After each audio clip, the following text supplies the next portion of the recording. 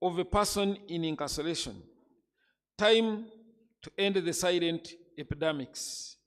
And the panelist and presenter is Dr. James Sambu, who is an assistant commissioner in charge of health or healthcare services, Uganda Prison Service.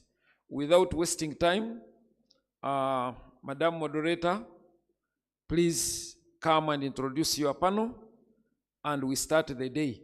And I am very optimistic that we should finish by the time we are supposed to finish, because we have a prison visit in the afternoon after lunch.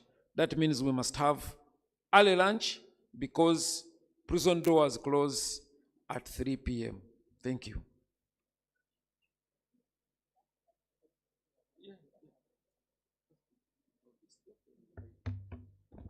Good morning, ladies and gentlemen. Good morning.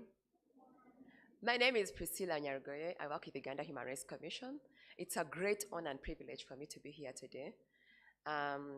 They've already introduced the panelists, but they were requesting to make their presentations from here. Thereafter, we'll have a plenary discussion, and when we're having the plenary discussion, they will go on stage. So I beg that they will make their presentations from this podium. Then after, we do a plenary at the end of their presentations.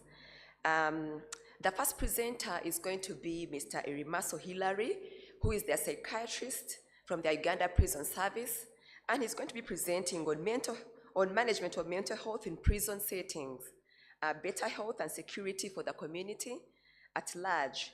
Dr. Irimaso, you are welcome, and I request his presentation to be projected. You're welcome, Doctor. Let's put our hands together and appreciate him for coming.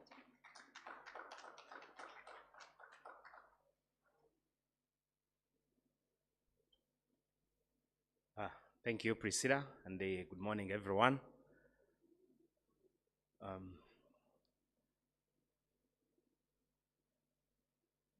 I'm looking forward to the projection here. Okay.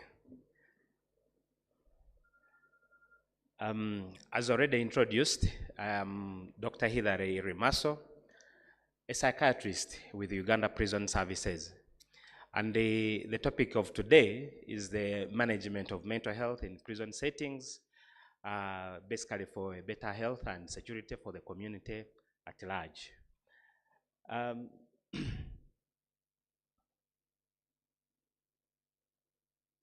Okay. As of last week, which number may have changed maybe by the time you visit the prison, if it is the prison you visit. We had about 42 female prisoners under our care within Luzira Prison, with Luzira Health Center 4. And you all know that mental health doesn't necessarily mean psychiatric conditions. Sometimes you can be mentally unwell, even without a mental illness. But here, we are talking about a range of multiple psychiatric disorders, ranging from mild mental illnesses to severe conditions, anxiety disorders, depression, psychotic disorders, sometimes bipolar, substance abuse disorders, but also neurocognitive disorders, including intellectual disabilities. And basically, we have to understand these conditions in order for us to be able to help these women. First of all, why do we have women in prison with mental illness? So to understand this very well, we have to understand that mental illnesses occur. Sometimes we find them in prison, or they occur in prison due to prison conditions, that's custodial sentences. And many times, patients come to prison with their mental illness, and sometimes the reasons for their incarceration is mainly related to mental illnesses. So pre-custodial risk factors are generally the risk factors for mental health within our communities. And these may range from hereditary, psychological risk factors, and generally social risk factors. we have heard of testimonies of our people who were going through a range of social issues. And these are basically the risk factors.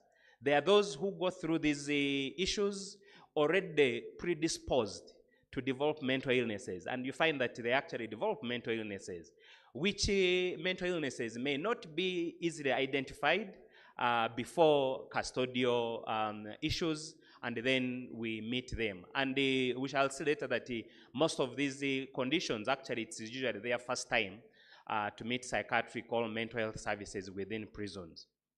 For the custodial risk factors, these are things that have generally been talked about, and I wouldn't want to waste a lot of time going through them, including overcrowding. Our boss here was talking about them, the increasing cases of women and other prisoners going into our prisons. There are many, many risk factors there that we may not even finish. However, if we are always cautious with our mental health issues, we can always identify these mental health cases in our women along the offender mental health pathway. And we said there is always mental illnesses within the communities.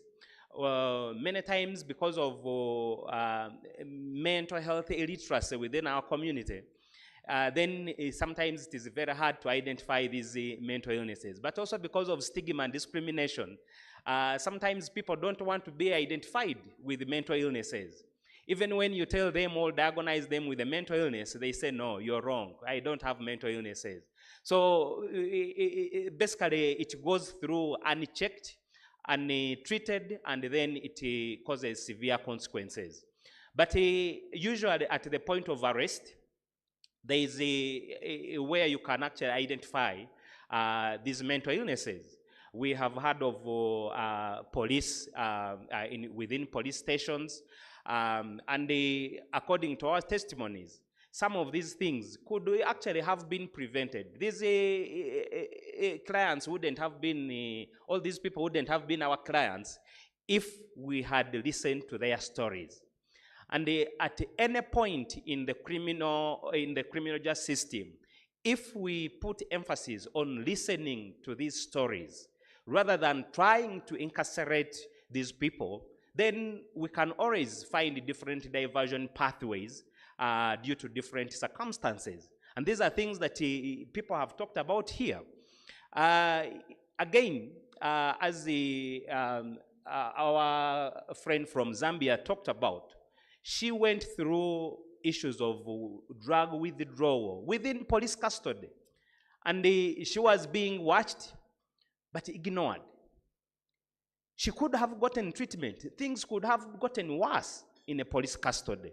But also, she probably committed offenses trying to maintain her habit of drug use or abuse, but also sometimes these offenses are committed in an attempt to recover from them. So it is always important to understand these people because they are actually people. How do we unlock the barriers if we don't identify or follow the rights of these offenders within the criminal justice system? If we stop looking at them as offenders and look at them as people, then many times we can actually identify most of these risk factors or even mental health conditions and aid in the different diversion pathways that are available within the criminal justice system. But also within courts. Most of the psychiatric court reports that I make are from definitely court, mostly from magistrates' courts, and not because the patients or offenders have requested for them, but because along the way, their behaviors have been identified to be out of the ordinary. Sometimes it is the discretion of the magistrate. Never have I ever gotten a request from a prosecutor. I don't know if it is there or it's always their aim to put offenders behind bars. But at least I get requests from the criminal defense lawyers, magistrates, but also basically in the court system. Rarely have I received a request from appellate courts. I think in my short time with the prison service, I've received only one request from the Court of Appeal. And many times they don't entertain issues to do with the mental health if they have not been brought up in the lower courts. So I want us to understand these offender mental health pathways where we can always identify these mental illnesses. I don't know if it is because also because of the illiteracy in terms of mental health that we tend to miss these things. So which kind of services do we provide in Uganda Prison Services? I think my boss here, either yesterday or on the first day, talked about the screening. Every prisoner who comes through our gates goes through health screening, which includes mental health. The only challenge here is the screening tools used. We talk about psychosocial support. We tend to use general medical workers to screen these mental health issues, but many times they may be missed. But we also have another stage, which is called triage. Now, triage is a process where we identify people with the mental health challenges, may not necessarily be mental health or diagnostic mental health issues, but anyone undergoing through mental health and psychosocial issues. We identify them, and then we are able to isolate and then subject them to proper mental health assessment in our next stage. And we are able to identify most of the mental health issues through these stages. And like I said before, most of them, it is usually their first contact with mental health services. And then the intervention here that we have within Uganda Prison Services is no different from the interventions we have in the community. We use the principle of equivalence, which was adopted by the UN and also ratified by the World Psychiatric Association, whereby the mental health services in prisons shouldn't be different from the mental health services we are in the community. And we try to do that. And I can proudly say that the services within our prisons are actually far, far much better than the services outside.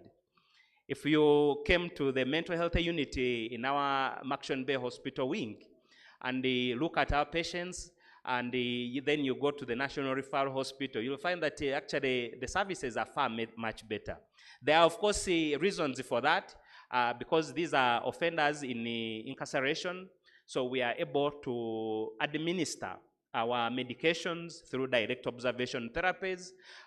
They are there, they are not going anywhere, they are on, usually there's a routine that we employ, so there is usually very, very high compliance to interventions compared to the outside community. So the response has been great. And I'm sure the OCs here will be sureties to what I'm talking about. Previously, we used to have issues with the bad behavior that could be related to mental illnesses, but of course, these days, all prison units are relatively calm. We do still get a few issues here and there, but we usually attend to them as and when it is needed. Probably the biggest here issue is the reintegration of these patients with mental health issues after they have served their sentences. There is an issue of follow-up where, as Uganda Prison Service Mental Health Unit, we don't have follow-up pathways for our clients. We usually advise them to go and into the mental health service delivery system in the communities, but again, we cannot follow them, so we don't know how they usually respond thereafter. I hope that is where organizations like Penal Reform can come up here and support these people after discharge. There's a client recently who was on my case to actually help her secure a job because she was about to be released. She was stable in prison. She was taking her medication, but she was not sure where she's going back. And she's a woman. And these are issues that have been talked about here, where women have no permanent places of abode, have no property to their names, basically have lost everything. So it becomes an issue where to start from. And that can also be another trigger for a relapse of mental health issues, even when treatment has been effective within our prison system. So it is also an issue that I would like the partners to think about and probably support the community or UPS in identifying and following up with these kind of issues. The other barriers to mental health care within prison system, of course, these have been talked about. The funding challenges, those are, I think, universal almost everywhere. The staffing challenges, and I can proudly say there is no country in the world with actually 100% staffing level in the mental health system. Not only in the health system, but mental health system, almost everywhere. You would be surprised to find that of recent, Uganda has gained, at least in the number of psychiatrists in the country, to around 75 now. But that is still a small number compared to the population that we have, a population close to 50 million. Again, it is very difficult for these few psychiatrists to be able to reach almost everywhere. Yes, we do work with other mental health care workers, but the services differ along the process. So again, that is a challenge in prison services. And here, within at least the mental health unit, providing tertiary services. I only found within Luzira group of... And PEPFAR grant to Uganda prisons. He spent the first 10 years of his young professional life serving the nomadic communities in the Karamoja sub-region as a district health officer for Kabong district. I think you know where Kabong district is. It's very hard to reach area in Uganda. And he has gathered experience in health system management and has published several scientific research work. Dr. Kisambu James, you are welcome to make your presentation. His presentation is going to be on, he's going to be talking about safeguarding the health of people in incarceration, time to end the silent epidemics. He's going to be telling us about those silent epidemics in prisons and how they are addressing them. Dr. Kisambu, you're welcome to make a presentation.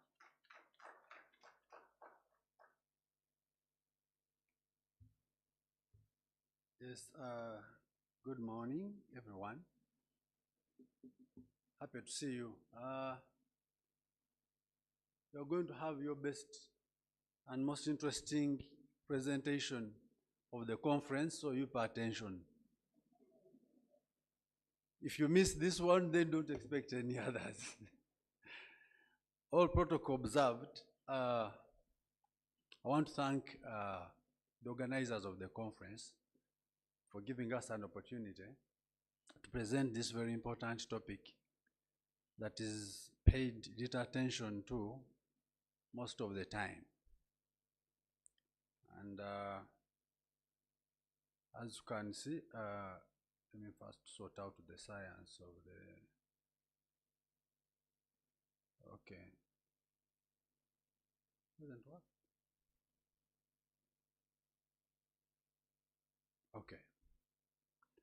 By way of introduction, we have already heard that we have about 11.5 million people incarcerated around the world, and about 6.3% of them are women. In Uganda, we have about 76,403 prisoners incarcerated, and 5% of them are women, not very far from the global estimates.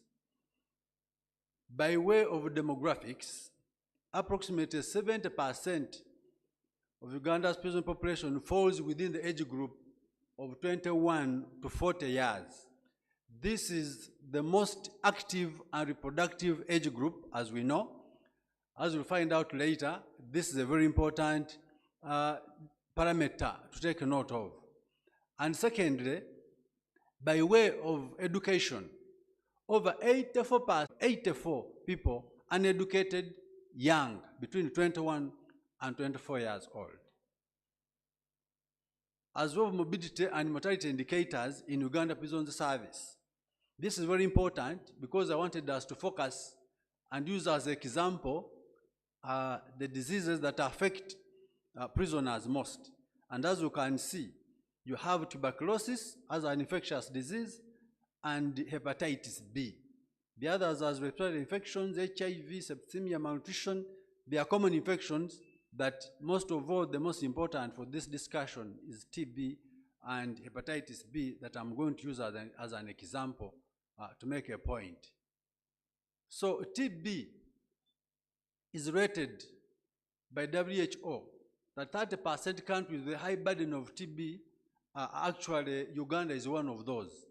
One of 30 most burdened out of 195 countries in the world. 30 are hit badly, and Uganda is one of those that are hit badly. However, what is more interesting is that in the community within Uganda, you have about 200 cases of TB for every 100,000 population. 200. But in the prison, you have 600, over 634 people. That is 3 times the numbers as are found within the general community. So we have more TB, 3 times more TB in the prison than it is in the community. And this translates into having about 1 case per 100 prisoners. 1 case per 100. If you look at our wards where prisoners sleep, averagely you have 200 to 300 prisoners sleeping on one ward. And therefore you have 3 people with active TB inside every ward. That is actually very crowded. Studies have revealed that in the community, the TB reproductive number increases with time. A reproductive number is the number of cases that an active case will infect within a given period of time.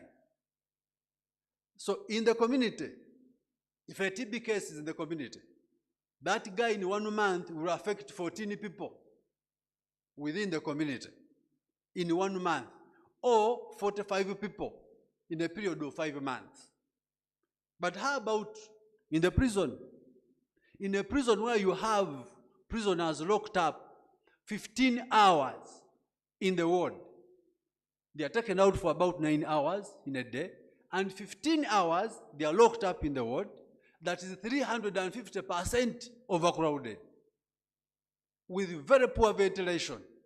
What would the reproductive number look like in this case? And this is also in consideration of keeping in mind that the immunity of these prisoners is compromised because of poor feeding and because of other prison stretch factors that they may be facing.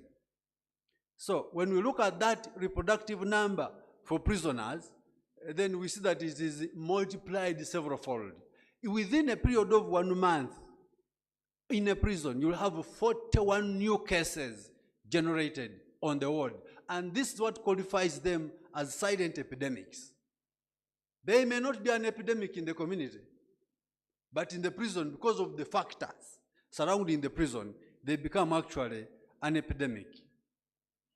When you consider the financing for prisons to address such a big disease burden, it is actually has an inverse proportionality. No one cares. Very little funding to the prison. After all, these are criminals, and everybody would like to get rid of them. I would have loved someone to tell us the percentage of prisoners who are actually guilty at the end of the day. It may be less than 50% at the end of the day. And these are the guys you are categorizing as unworthy our interventions. It's a very unfair treatment. While the serial interval for TB is estimated at 5 years, the serial interval is the time that you take to get in touch or to get infected and to develop the disease. That's the serial interval. In the community, the serial interval is 5 years. If you get infected with TB today, because of your good immunity and good feeding, you might develop TB, active TB, 5 years later. Now, in the prison, we don't even know how long does it take, but given the circumstances of a prison, we feel that this is much much less than 5 years. So we have more cases, more active cases coming up in the prison, and each one of these cases infecting 41 new cases every month. And at the end of the year, you'd have the whole prison full of TB if you don't institute adequate interventions in the prison. Therefore, public health decisions in prison are not informed enough to achieve the WHO's end TB goals of reducing TB deaths by 95% and incident cases by 90% by the year 2035. That objective is not likely to be met if we continue in the way in which we are moving. I will talk about the second disease, which is hepatitis B. Hepatitis B is a global public health threat and the world's most common serious infection. There is no other that compares this one. Maybe COVID-19. But it's the world's most serious liver infection. It is up to 100 times more infectious than HIV virus. 100 times more infectious. It means that the dose that you need to get infected is very small. That's what makes the difference. HIV, most of us have protection, everybody has protection against HIV. That's why you cannot get it in saliva and many other small doses. Whereas for hepatitis B, when you get in contact, the chances of getting infected is 100 times more than what HIV is. It is also the primary cause of liver cancer, also known as hepatocellular carcinoma, which is the second leading cause of cancer deaths in the world. These are very serious issues. In sub-Saharan Africa, hepatitis is most affected regions, bearing over 60% of the global cases are found in sub-Saharan Africa. And in Uganda, we have 4.1% as the prevalence of hepatitis B. And in the prison, we have 7.2%, almost twice as much.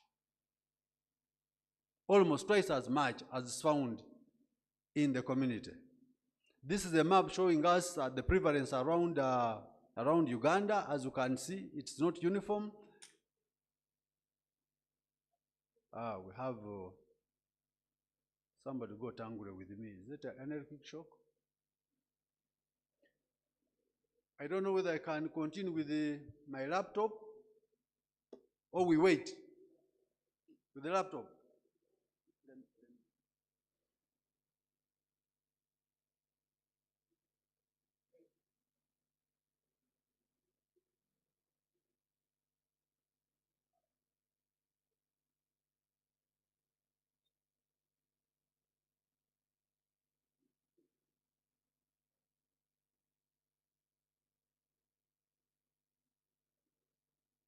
That was done for HIV in 2014.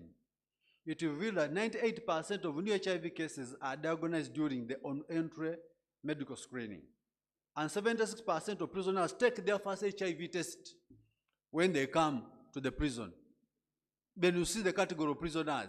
They are too busy in the community to seek for health care. 76% of them take the first HIV test on entry. The implication is that hepatitis B infections are therefore happening prior to imprisonment. This is a very important point. Because in prison we have a higher prevalence of HIV, we have been under pressure to address the roots of infection within the prison. And we have been put to task to explain that actually the infections are not happening inside the prison, but the prison is ending up with a category of people that have no time to go and test in the community. And therefore they take the first test while they're entering the prison through our own entry medical screening exercise. So the same applies to hepatitis B because the infection routes are the same. It's mainly sexual intercourse.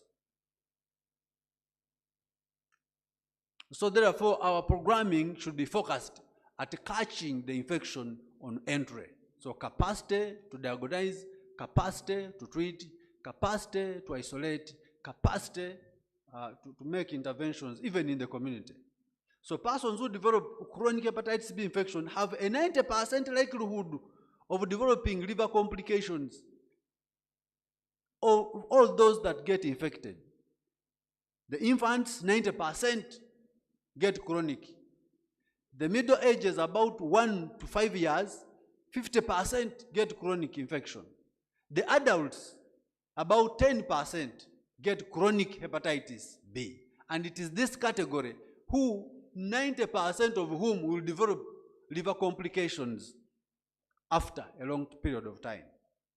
More than 90% of infants that are infected will develop a chronic hepatitis B infection, and the hepatitis B status of most people is not known. 84% of prison population are in a high sexually active age bracket, as evidenced earlier. So we expect this infection to be alive within this age group. So what are our recommendations? Number one, to increase health financing on the basis that prisons' health is public health. Ladies and gentlemen, whatever happens in the prison ends up in the community. So the community must be very interested in what is going on in the prison. And if so, address it while it can be addressed. The advantage is that the prisoners have a lot of time to pay attention and to attend to whatever exercise that we give them, because they don't have any other thing to do in there. So a prison should be used as an opportunity to address most of these infections. To create partnerships and collaborations to build resilience to address the factors propagating TB and HIV and TB and hepatitis B infection as a major investment area. We need diagnostic capacity. The reason why we are not addressing hepatitis B in the prison is not because we didn't know. It is because we do not have the capacity, the laboratory requirements, the isolation facilities, and the treatment capacities and medicines. Invest in prisons health research to provide a knowledge base to guide prisons health policy developments. We have to have policies, we have to have guidelines, but we need information. For example, we don't know how long it takes for a prisoner to develop symptoms, signs and symptoms of hepatitis B. So how can we then lay strategies in response? It's not possible. To establish prison-specific monitoring and evaluation frameworks to contribute towards achieving the national and international health objectives and standards.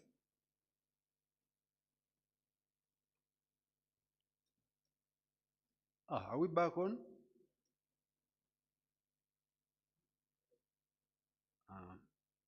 Here we are. That's a picture showing you how crowded we are in the prison. You are seeing the prison is there, very small, and everybody is here, and they must fit in there in the night for 15 hours, and therefore it creates a very prime environment for infectious diseases to multiply quite rapidly within the prison. Thank you very much for listening to me.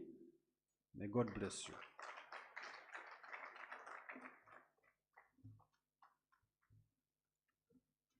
Thank you very much, Dr. Kisambu. James, I request that you sit up there. Dr. James Kisambu has given us a wonderful presentation on what they are doing in regard to ensuring that our inmates realize their right to health in prison.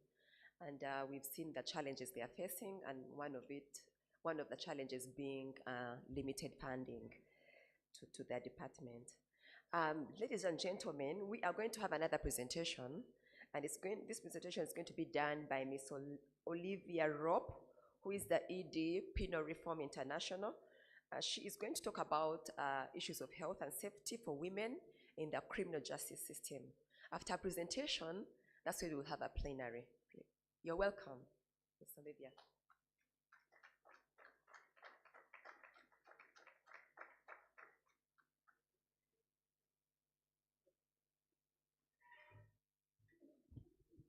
Good morning, everybody. Thank you for your energy and dedication. I'm going to pick up on where my distinguished panelists left off. They provided very scientific medical presentations. I'm not a doctor, I'm a lawyer. So with that caveat, I wanted to give some information about women's health needs in prison and in the criminal justice system. and reflect on what the Bangkok rules, the UN Bangkok rules, guide us in, particularly from the perspective of frontline prison staff, so rather than the healthcare staff.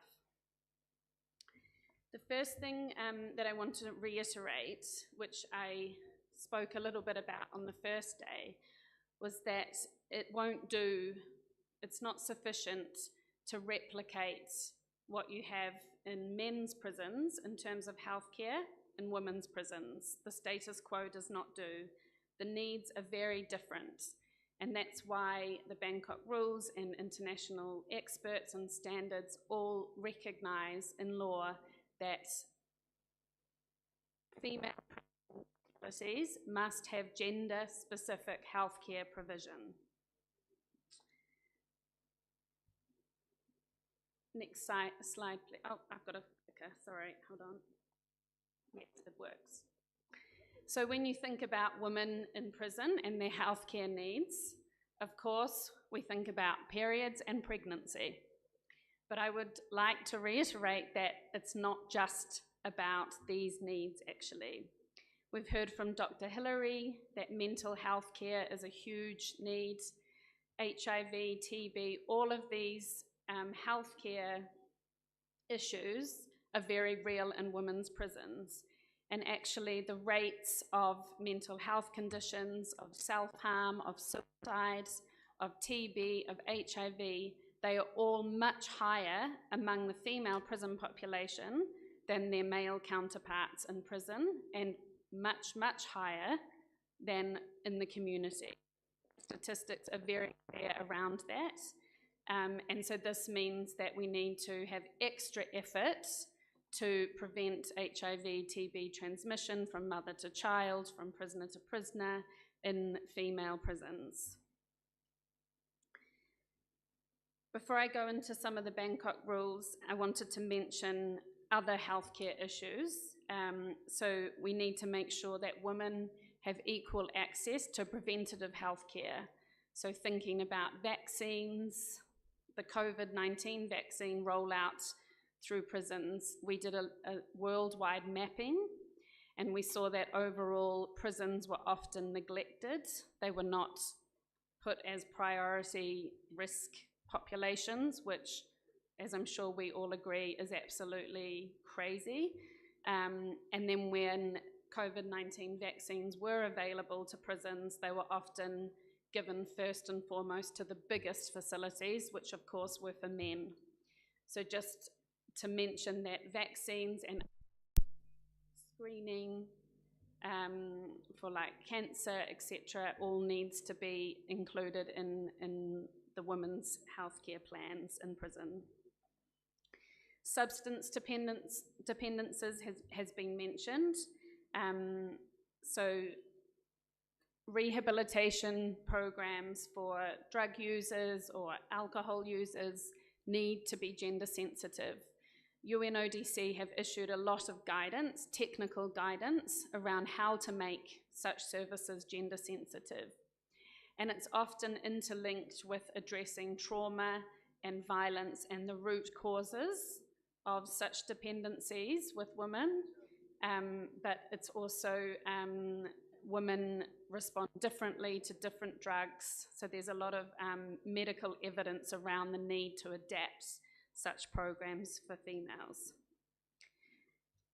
And I also want to reiterate mental health as a massive need in female prisons. Mental health programs need to be really prioritized, and I'll mention some guidance that we have around this for frontline prison staff in a minute. So I think I've also mentioned on day one that the Bangkok rules really filled a huge gap in guidance around delivering on women's health care in prison. Hold on. Yeah, here we go. Because the Nelson Mandela rules, which were the main set of rules for the treatment of prisoners, had very, very little, if not nothing, on women's health. So now we have a great set of rules around hygiene products. So the rules require, in terms of providing for hygiene needs in prison, there are 3 components in the Bangkok rules. First of all, that hygiene articles need to be available. There needs to be budget for this. It should not be the families or network or charities or support networks providing these articles. They should be in the prison budget and available. And most of all, they should be available for free. There should be no conditions to getting these articles. It's intrinsic to the right to dignity and the right to hygiene and the right to healthcare to be able to access these sanitary pads, tampons, etc. And the Bangkok rules also mention hot water and safe access to hot water, so not requiring, of course, you can just address any immediate things, symptoms, if they needed from their child, these kinds of issues. Rule 7 is around what needs to happen in terms of also healthcare and kind of physical injuries from any violence. And Rule 8 just reiterates basically the medical ethic around confidentiality. And this is very important because it requires the healthcare staff in prisons to be completely independent from the prison authorities, which I'll touch on again in a minute. There's also a rule around not forgetting children who are accompanying their mothers into prison, who may also never have seen a doctor since, you know, they were born, or perhaps never. Then Rule 10 is really the central core and goes back to what I said at the beginning, that any healthcare service delivered in prison must be adapted for women. It should not just be the same as for men. I'm not going to go all through these different rules because you can, of course, look them up in our guidance document on the Bangkok rules. But just to mention around suicide and self-harm prevention, that there's often a lack of awareness around really high-risk moments, like after family visits, or when a woman has had to be separated from their child, or when they've been sentenced. And there's a lot of guidance out there, including by PRI, for prison staff, for prison healthcare staff, to detect when women are really reaching crisis points and what can be done to help them out of that crisis point. There's also, around pregnant and breastfeeding women, Rule 48 talks about specific provision for them, but the Bangkok rules also encourage non-custodial alternatives wherever possible for women who are pregnant or women with infants. And this is not only to protect, the rights of these women who end up in prison pregnant, which is not a suitable place to be pregnant, but it also recognises the international standard that is the best interests of it, solely on the basis of the impact that that sentence would have on the children of the woman who was sentenced. So there's a building movement, I would say, a building trend to give alternatives to women who are pregnant or have young infants. And some countries, particularly in former Soviet Union countries, there are laws where children, if a mother with children under the age of 3 is sentenced to prison, their sentence is delayed until the children are older or completely made into a community order. So this is something to think about because, of course, we see a rise in the female prison population, and some of the data that we've collected show that around 70 to 80% of women in prison populations have young children. So that prison sentence is not just hurting that woman, it's hurting the children it's hurting the families and it's hurting the communities who then have children with really high needs and complex vulnerability.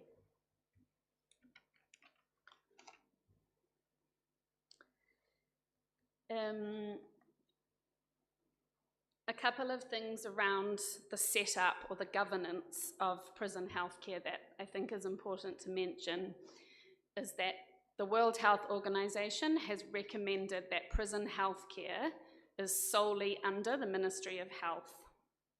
And this is becoming another trend. So countries are slowly transitioning from the Ministry of Justice or the Ministry of Interior, whoever looks after the prison service, to the Ministry of Health.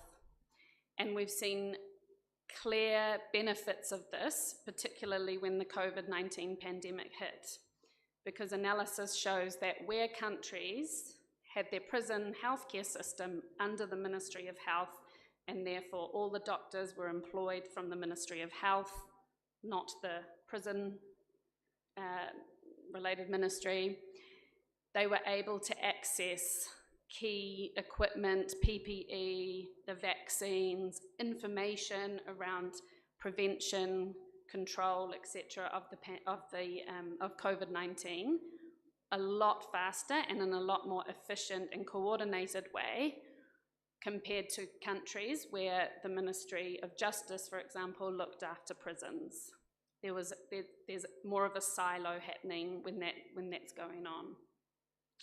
So in the meantime, if that isn't the case, that the Ministry of Health isn't looking after prison health, you should at the very least have very close relationships with community services.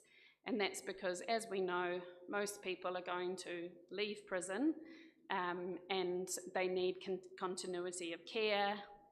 They need to be able to access their medicines, their services, their support around healthcare when they leave prison. And also, just from a very practical financial resource point of view, you can, as the prisons, you can access a lot of help, a lot of support, outside of your budget if you have close relationships with community services. And there's lots and lots of examples of this, evidenced by the WHO Health and Prison Program, which PRI is part of. I want to mention women serving probation or on parole or serving community sentences. This is a picture of a woman serving community service in Kenya. We did quite a large project in Kenya around making the probation service more gender sensitive. And as part of this, one of the findings from our study of women who were serving community service found that health problems were one of the barriers or one of the issues that came up that affected their ability to complete their sentence. So it's important to remember that when a woman is serving a community service, a community sentence, that their healthcare issues, their mental health, their mental well-being, physical health is also addressed by the probation and parole services. And again, best if it's done in coordination with the local health services, with the Ministry of Health, with the hospitals around that area. A couple of last things, just substantively, and then I will share a few resources that we have from PRI, is that terminology is very important as well. So it's great when you go into a prison and you hear the prison healthcare people, preferably in their own kind of little area that's quite independent, talk about patients. Because after all of these people in prison are patients as well. So avoiding, healthcare staff and prison staff as well should avoid derogatory terms. I've heard inmates, I've heard convicts, and these terms now are recognised as quite derogatory. And so I would encourage us all here to take that away to something to think about as well. One last thing to mention is that we've had a bit of a discussion, I think it was mainly on day one, around female staff supervising female prisoners. This rule is retained, and probably even more important when it comes to medical healthcare staff. So the Bangkok rules are very clear that women in prison should be able to see a female doctor or a female nurse. And if it's absolutely not possible, they stipulate that then they should be able to be accompanied by a female staff member, a security staff member, a prison officer.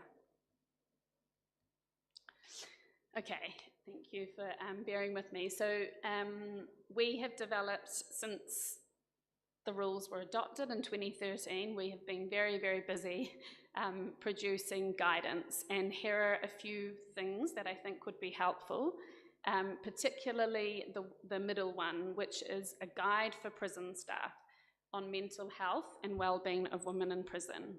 And we produced this because exactly what Dr. Hillary said, that there just aren't enough mental health specialists, often even in the community, let alone in the prison. Our Global Prison Trends reports every year document this, like one psychologist or one psychiatrist for 16,000 prisoners. And so the likelihood of you getting help from that specialist, if you're in prison, is very, very low. And if you're a female in prison, probably even lower.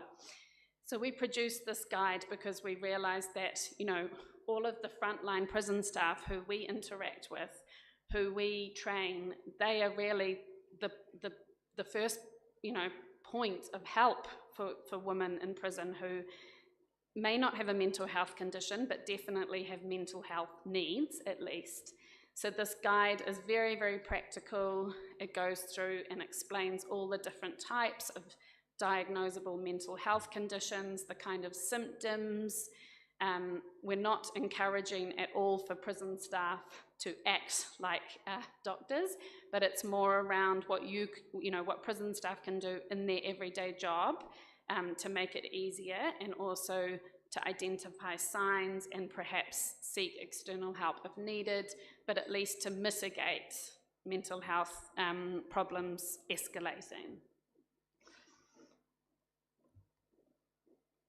We also have a very comprehensive guidance document, which has a huge chapter on health and hygiene and healthcare of women. So chapter 4, and it goes through each of the Bangkok rules, explains why the rules were developed, why are they important, all the background to the rules, and then it takes you through practical measures to implement the rules. We also have an online e-course, which is based on this guidance, which is free. Thousands of people have done the e-course. It's got 10 modules. All of this is available on our website for free, of course, and I'm sure our office in Kampala here can also provide hard copies if there is interest. And finally, we also have a promising practices map around women in criminal justice system, so you can click on different countries and read about promising, good practices where the rules have been implemented. I will leave that slide. Oh, they've got rid of it. But anyway, it's all on our website. Thank you. Thank you.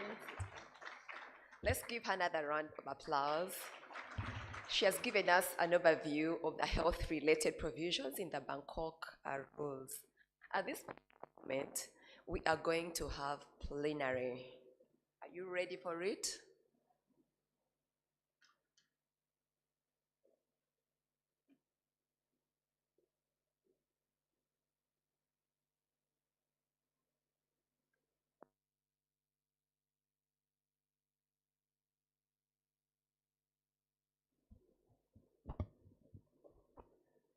Ladies and gentlemen, before I give the audience an opportunity to give feedback and connect with our presenters this morning, I have just a few questions for them. The first question goes to Dr. Irimaso. Dr. Irimaso talked about mental health in prisons in Uganda. I'd like to hear from Dr. Irimaso. Do you have cases of persons, especially women, who are pending ministerial orders that have mental illness? Because whenever we are doing our monitoring visits, we normally see persons that are pending with ministerial orders and have mental illness. I'd like to hear from you. How many are they, and what are you doing about them? Then the other question is in regard to how are you addressing the issue of mental illness? How are you applying the human rights-based approach to addressing issues of mental health? I'd like to know how, especially you're involving the loved ones of the persons that are in prison, especially the women with mental illness. Then the other question, the one for Dr. I think I can first give you an opportunity to respond before I ask Dr. James another question and opening it up to the audience. Okay, thank you, Priscilla. To start with the first question, how many women do we have on minister's order? I may not have an exact figure at the moment. The last I checked, I think it is about a month ago that actually Dr. Kisapu sent me a list of prisoners on minister's order to make update psychiatric reports. And among the list, there were 2 women. However, in going to the women prison, I found only 1 on the list. I didn't inquire if there are others on the list, but at least there were 2 women. 1 had already been discharged, and there was only 1 that I made the list. I'm not sure if she's still there at the moment, but yes, at least I knew about 1. About how we are implementing rights-based approach, especially to the loved ones. Of course, our custodial colleagues will be able to tell that much better, but at least these prisoners, they are allowed visitors. And of course, they are within the schedule of the prison system, but they do get visitors. Sometimes, when the intervention that we have suggested cannot be easily available within the prison system, then we usually liaise with the families, and they are able to provide this kind of services. But also, from our perspective, the many rights-based initiatives are usually related to the other pillars in the criminal justice system.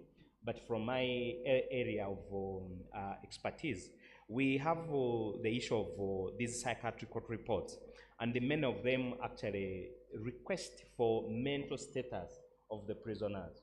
But we know there are many issues to do with mental illness in relation to crime. We have criminal responsibility, we have fitness to plead, or even fitness to stand trial. Sometimes these are not specified in the request we get for these reports. So for me, what I have done is to actually give my unsolicited advice. We are requested to give an opinion, a professional opinion of mental status. That is always given, but also go ahead and give my opinion on criminal responsibility, on fitness to plead, fitness to stand trial, and all those kind of things. It is always a prerogative to the judge or magistrate to decide what they use with that information. That is my role, and I try to play it as much as possible. Thank you very much. Let's clap for him because he has really properly explained it. My other question goes to Dr. James Kisambo. Dr. James Kisambo, I'd like to know about the budget allocation. What's the budgetary allocation to health in the Uganda prison services? Then the next question is in regard to how you're handling maternal and reproductive health rights for the women in prisons.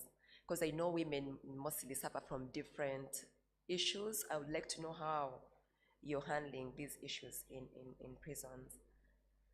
Those are the only questions I had for the panelists, for the presenters. I'm going to open it up to the audience after. Thank you very much for those very nice questions. What is the budget allocation for health? First of all, I would like to say that health services are under the Ministry of Internal Affairs, not the Ministry of Health. And that's the first problem that we have as a health sector in the prison. Because unfortunately, all other partners and funders bring in funds, and the basket is the Ministry of Health, which Ministry of Health claims that, you see, you guys get funded from Internal Affairs, so you don't benefit from this basket. And that's the biggest problem that we face right now. So Ministry of Internal Affairs does their best. We have about 2.8 billion in terms of funding, but we have 265 prison facilities around the country. And that is peanuts if you look at the gravity of the problem. And most of the time, people fail to appreciate the number of prisoners in the prison. At any one time, we have 76,000.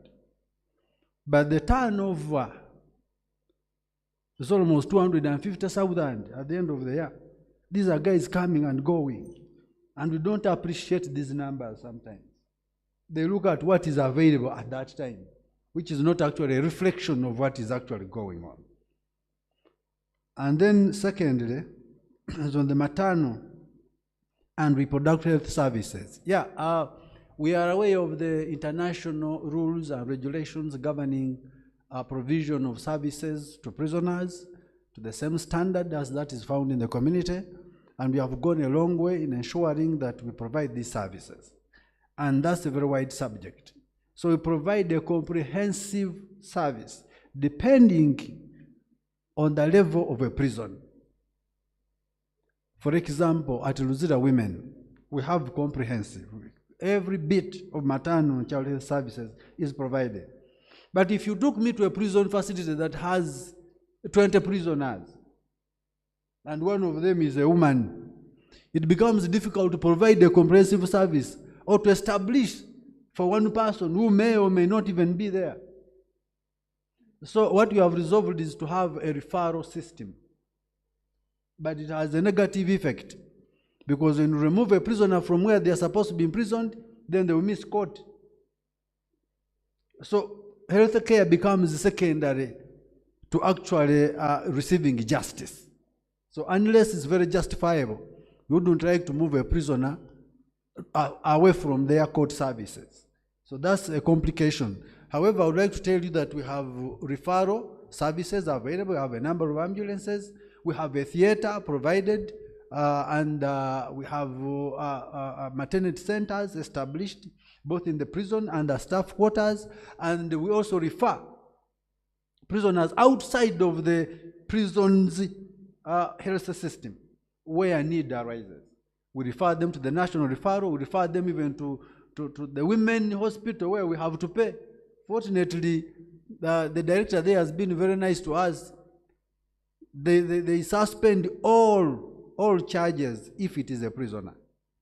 We don't pay, but they get the state-of-the-art services whenever they need them. So yeah, I think we are doing very well in that area. Thank you. Thank you very much, Dr. James Kisambo.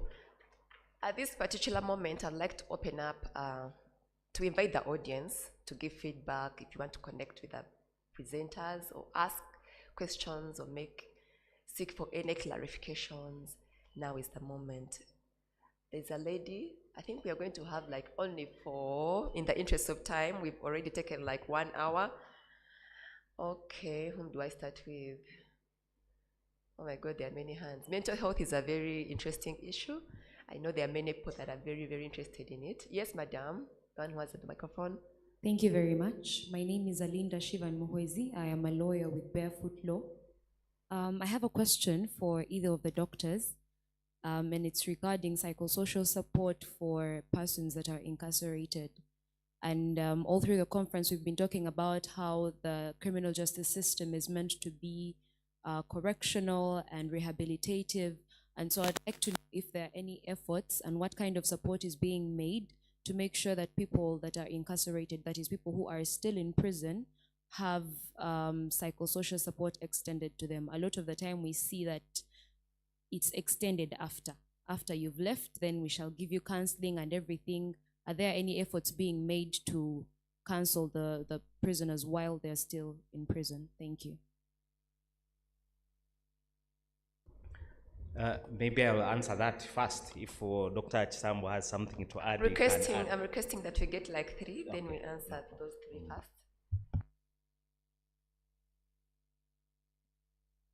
The microphone to the extreme end.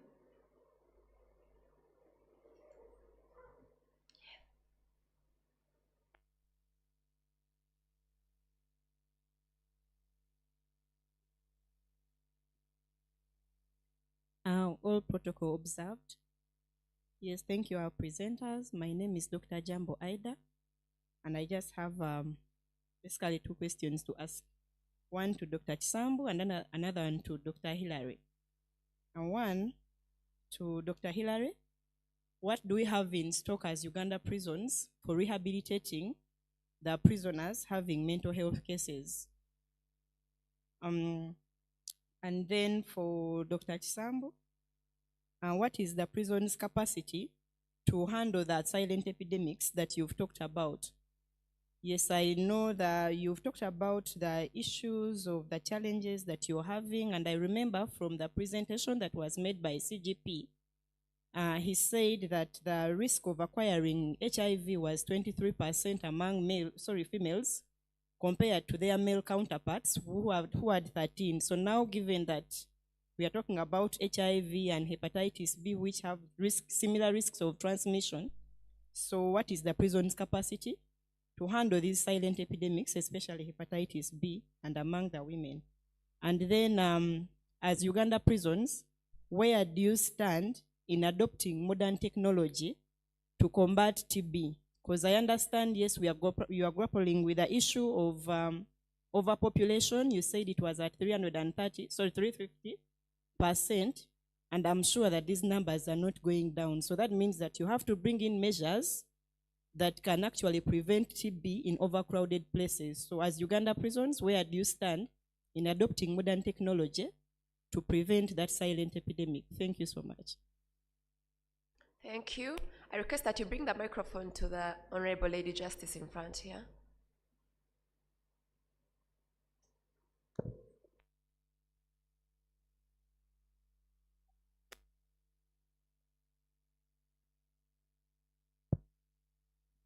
Thank you, moderator, and thank you, the presenters, for the good presentations. I would like to know from the 2 good doctors your recommendation on presidential pleasure detention of persons who are judged guilty but insane.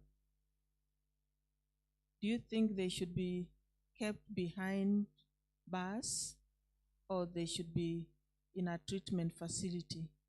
Thank you. Lady Justice. Thank you. My question goes to Dr. Hillary. Now, I've been referring these people who accused persons who are mentally ill to Butabika Hospital. Should I now start referring them to the prison unit? And then 2, why do the prison officials wait for the court to make an order for treatment? Why don't they, once they've identified somebody is not well, they should just, refer this person for treatment, so that by the time the person comes for trial, that person is well. But many times, for years, maybe 3-4 years, somebody is not well, then they appear before me, before the judge, and that's when the person is referred for treatment. I think we need a better system so that to address this gap. And then to Olivia, you said we shouldn't call them accused persons, convicts. What should we call these people? Thank you. Thank you very much. Let's first give the opportunity to the presenters to respond, because there are quite a number of questions that we've so far asked. Let's give them an opportunity to respond. Thank you. I think I faced the most questions here. I maybe starting with the lady justices here in front, referring patients to Butabika instead of prisons, I think that was the practice before. As you are aware, I was recruited just last year, and I'm the first psychiatrist to actually be recruited in Uganda Prison Services for all the duration it has existed. So the practice was refer patients to a psychiatric hospital, and at the time it was Butabika Hospital. So yes, you don't actually have to refer, you have to order Uganda Prison Services to do what you want to do. And we shall either do the service or outsource it if we don't have it. Why prisoners wait for orders? You know, as the prison services, yesterday I was talking to my colleague, my senior colleague, Moto there, and he was telling me that the role of prisons is to manage the sentences. No prisoner comes to prisons through the prison gates or not through the courts of law. So, and they also go out through the courts of law. There are issues to do with confidentiality, about the prisoners' rights or medical ethics, basically. Those still apply within the prison system. So we cannot tell ourselves that let's write to court to a psychiatric report for them to go through the psychiatric services. For us, what we do is manage them and wait for what court decides to do. If our advice is solicited, then it is always put in writing. And I usually tell my clients, who in this case are prisoners, that I cannot write for you a report if it is not actually necessitated. What if my bosses think that I'm colluding with the prisoners to let them out? So that's why it is always important to make a psychiatric report if there is a request. Even if Dr. Chisambo asks me to make a report, I always ask him, put it in writing. So I cannot make a report if there is no order to write a report. And that is why you always wait until you see these clients in court, and then you ask for treatment. For every client that we actually see with a mental health related issue, we manage it, irrespective of whether it is through court or not. As long as the prisoner is within our system, that is our responsibility to manage, and we always manage them. But for this information to go outside our precincts, then it has to go through a written order, and that's why you always have to make the order.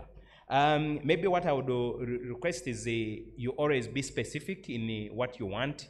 It can always remain as it has always been, mental status, and then I give my unsolicited advice, depending on how it works well for you.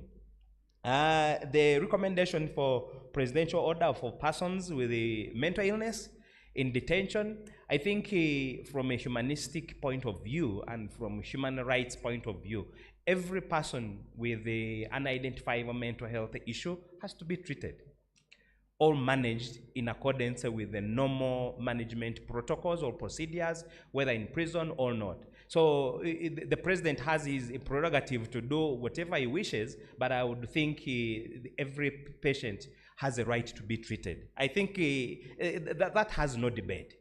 If the president can always order for a person identified to be with a mental illness to be in detention, then the president can always be guided. But at least if the detention is within our precincts, then we always treat, whether we get the directive to treat or not. If it is outside our precincts, we don't have mandate over that. Then for rehabilitation services for prisoners, like I said, we do intervention within prisons, and these interventions, like we said, on the principle of equivalence, and like I said, these services sometimes are even better than outside. But I always ask, what is rehabilitation? People always use this word, rehabilitation. What is rehabilitation? And the rehabilitation, they are the services all actions you do to help a person get reintegrated back into the community. And for me, for mental health perspective, what rehabilitation services can you do? For drugs and substances, of course, you manage them based on the normal protocol you use for management, and then make sure that once they go back, probably there is no relapse, which may usually lead to recidivism. But again, outside our precincts, we have no control over that. And that's where we would probably work with the other partners within the community to help ex-offenders to in the services that can help them reduce rates of recidivism. So the services for rehabilitation, we do provide within prison services. Every service you can think of. If we identify with the substance use disorders, we manage. If we identify with mental health related issues, we treat and manage them accordingly. And like I said, some services we may not have, especially psychotherapy services. And that goes hand in hand with your question, Ms. Muhwezi, about the psychosocial support within the prisons. Again, the psychosocial comes from two words, psychological and social. For the psychological aspect, we try as much as we can under the circumstances and under the challenges we work within. However, for the social aspect, again, we may be limited in many aspects. We don't have, like I said, enough staff, especially social workers, to help or follow up these prisoners within their communities. But within, of course, you're also limited with what social services you can provide within the prisons. We don't usually segregate patients or prisoners with mental illnesses and others. Of course, we can admit them in the mental health ward, but the services they do get are equivalent to the services other prisoners get. Actually, they do get favored somewhere, somehow. When you go to Ward 10, Doctor, please summarize. Action Bay, actually many prisoners want to feign illness so that they can be admitted in Ward 10, where they'll get much more portions of food, much more portions of porridge, or even eggs or something like that. So these patients are actually well treated. Thank you. Thank you, Doctor. Let's give an opportunity to Dr. James Thank you. to respond. I think I'm going to respond to majorly two questions.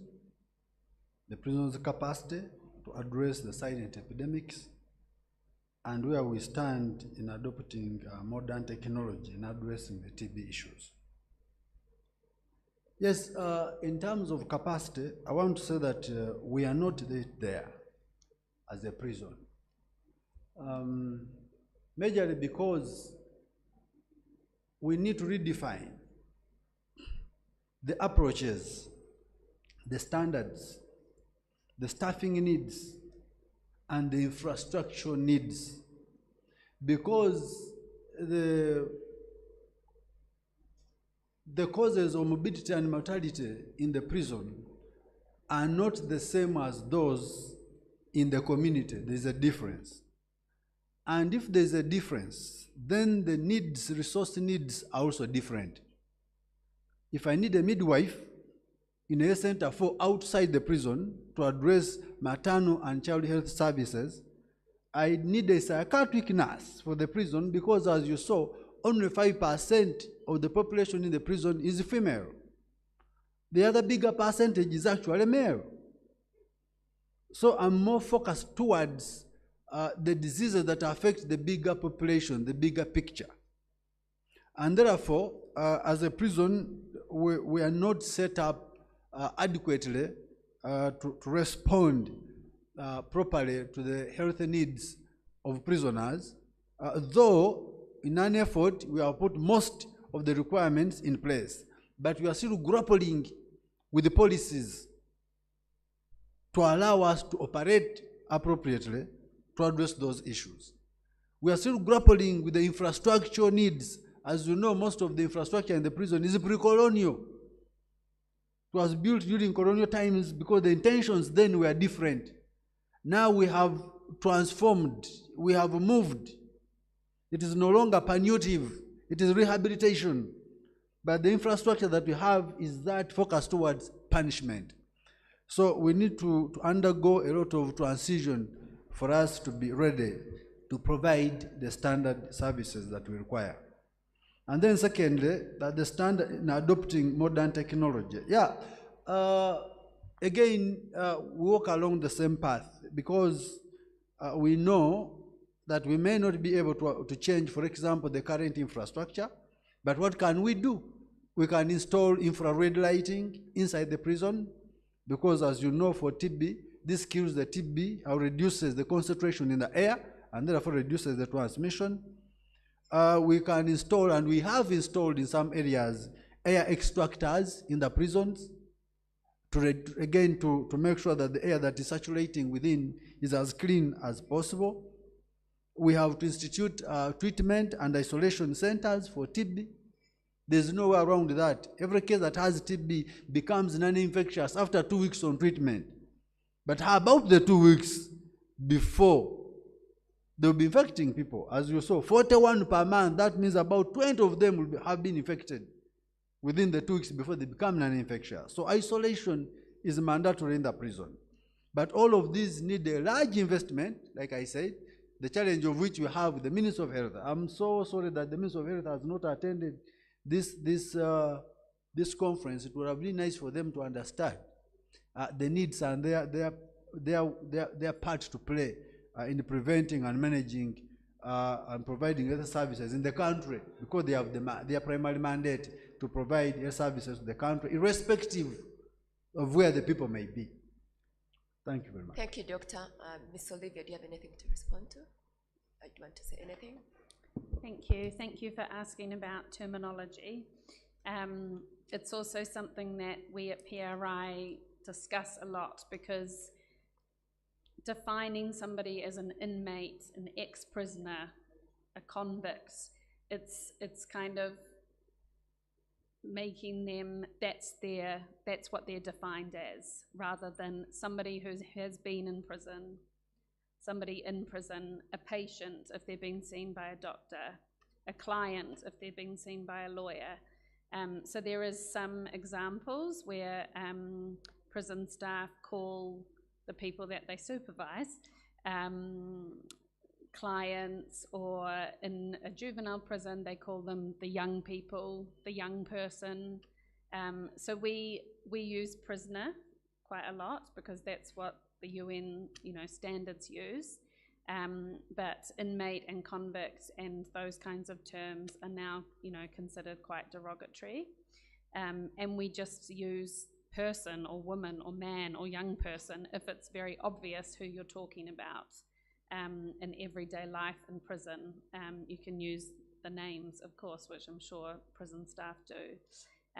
So it's an ongoing discussion within PRI as well, because it's quite wordy to say people in prison instead of prisoners constantly. So we just interchange it and just keep it in mind, especially around ex-prisoners.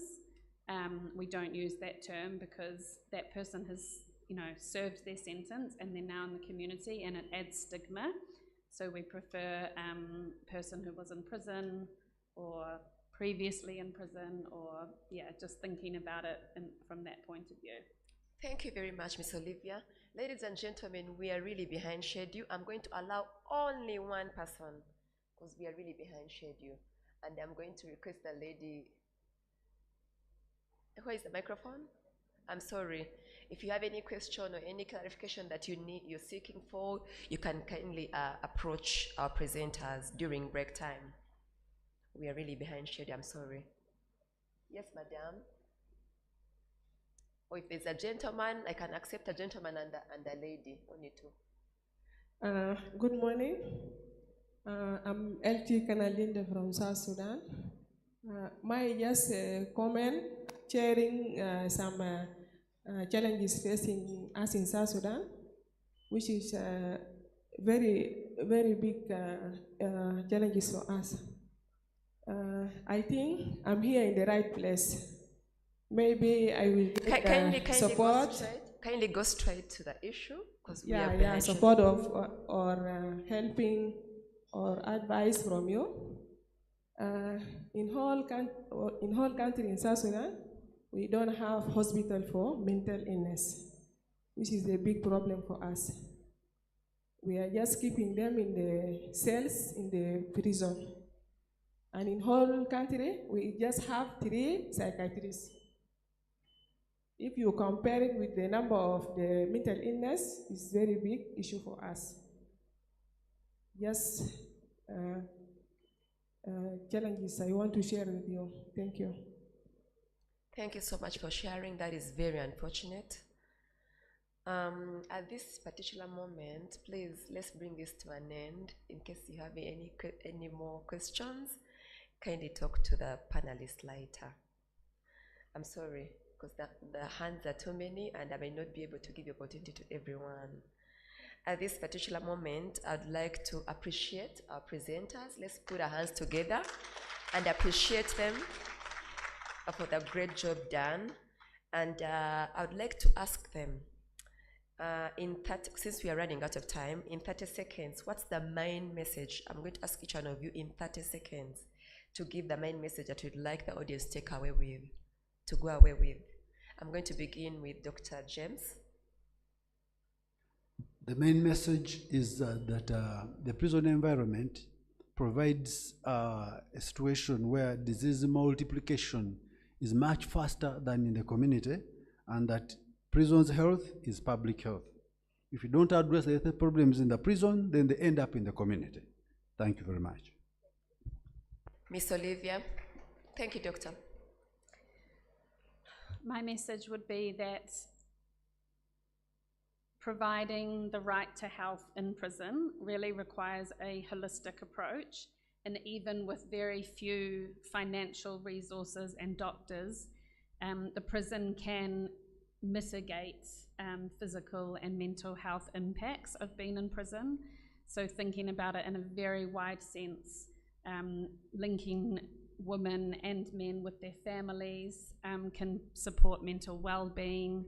All of these kinds of awareness and training is needed for everybody working in the system, and not to create this prison health silo, the prison security silo. It's all interlinked. Ms. Olivia, a doctor. Thank you. My message is that mental health is real. It's everywhere. It knows no one, irrespective of your state and all status. We cannot address mental health within prisons without addressing mental health within the general community. So be mental health aware. Thank you. Let's put our hands together and appreciate our presenters for the great job done. And also I'd like to appreciate the audience. Let's appreciate the audience. You've been a great audience and you've actively participated in this. We are grateful. Thank you so much. Remember to take our seats.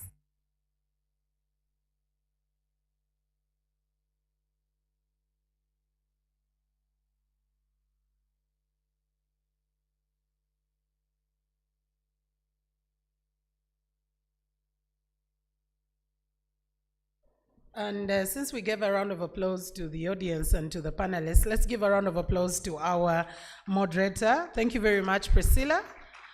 I know how tough it can be when you are managing time, and yet it's a very interesting interactive panel, and you have to give time to the audience. It's really, really hard. So we're going for our very last schedule. We will have just one panel and then 2 more speakers before we get to end of today. And like we did say yesterday, today was going to be a little bit shorter. But I think there was one particular subject that did come through with matters health. Capacity remains the biggest one. And even in as much as we are saying it's getting away from the judiciary and now going to the Ministry of Health, do they also have the capacity? Because Ministry of Health also has the capacity, the issues, the challenges that they're already facing for the entire country at large.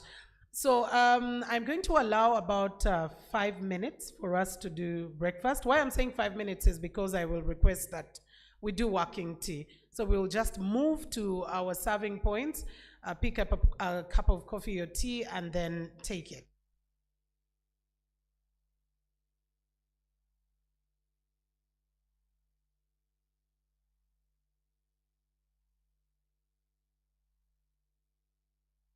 So that is what we're going to do because we want to catch up on time. We've already lost a little bit of time because our next two conversations are going to be about gender and death penalty.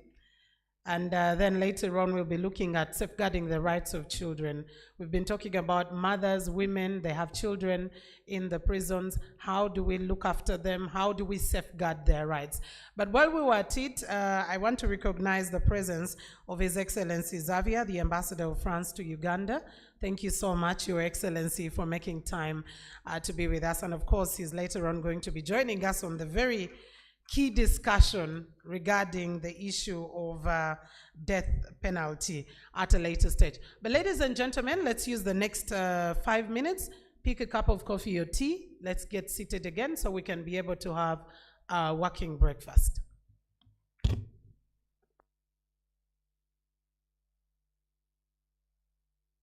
Only unless you fasted.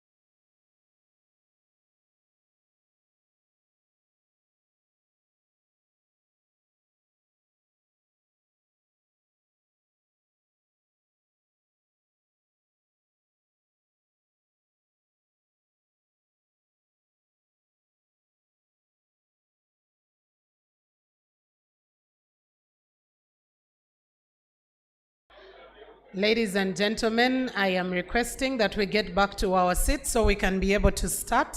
Let's save upon time. The 5 minutes, I think, became a bit of like 15 or 20. But whoever is out, please make your way back. Whoever is at the tea area, please make your way back as well.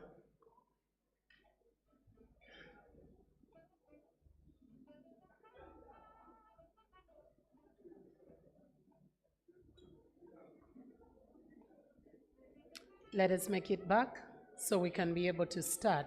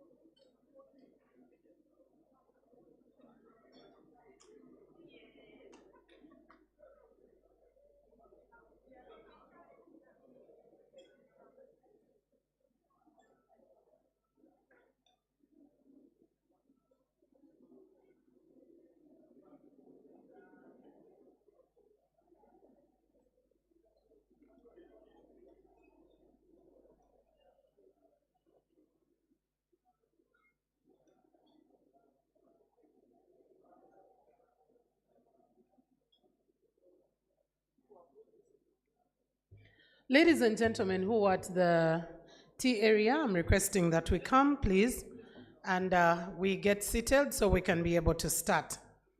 And like I said, as we went for the break, our conversation after our break, the very first one, we have two main ones that are going to be taking place. That is one about the abolition of the death penalty, and the other is going to be about safeguarding of the rights of children of the sentenced parents.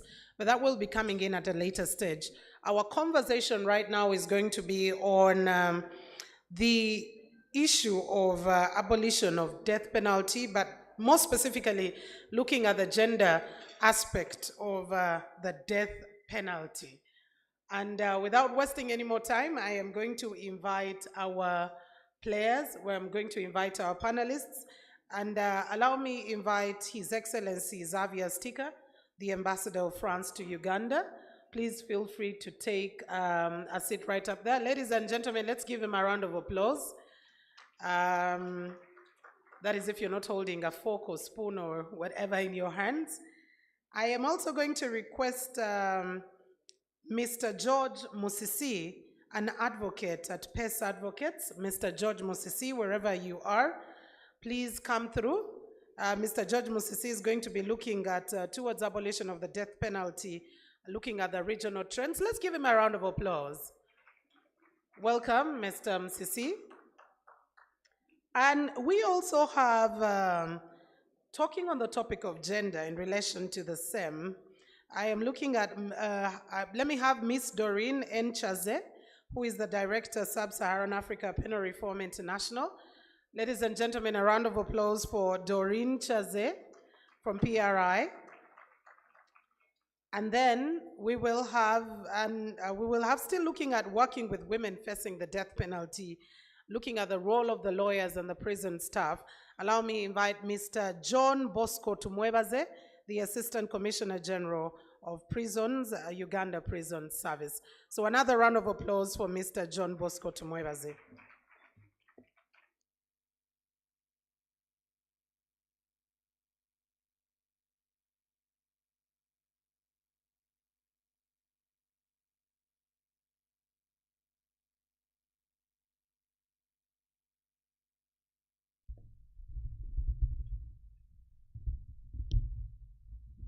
Okay, so ladies and gentlemen, we're going to take on this conversation, which is not going to be too long, not too short, but I know that it is going to attract a lot of conversation. For Uganda's case, we know that death penalty is under Article 22, but when we look at when we last hung, or when we last put into process or aspect of execution, that was around 1999, and of course I'll stand to be corrected, by the commissioner, if I am wrong, but I know that it's taken a very long time since we last did. And for many, the death penalty would probably be looked at as the judicial homicide, quote unquote. But we know that organizations like Amnesty International and a number of human rights defenders are against the whole idea of death penalty. Of course, look at the fact that it is considered inhumane, that it is very irreversible, and that it's basically wholly disproportionate to the harm that is done. But when you look at some of the proponents, because it is two opposing sides, there are those that are for it, there are those who are saying, no, in this day and age under civilization, we cannot be able to talk about death penalty. So the proponents say that it deters crime. I don't know, maybe we'll be able to get from the conversation. There's some who believe that it protects society from the people who are not supposed to be there. Some believe that it preserves moral order. I do not know just how much about that.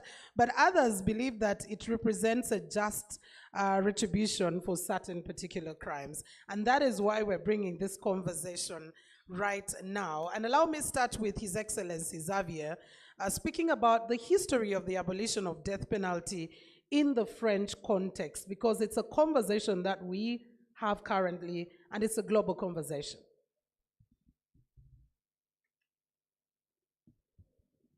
Thank you for the invite, and good morning to all. Well, if the issue is about telling the story of the abolition of death penalty in France, well, we are an abolitionist country, but like all abolitionist countries, we started by being a country where death penalties was applied, indeed. And at the same time, since the times of the French Revolution, there has been debates.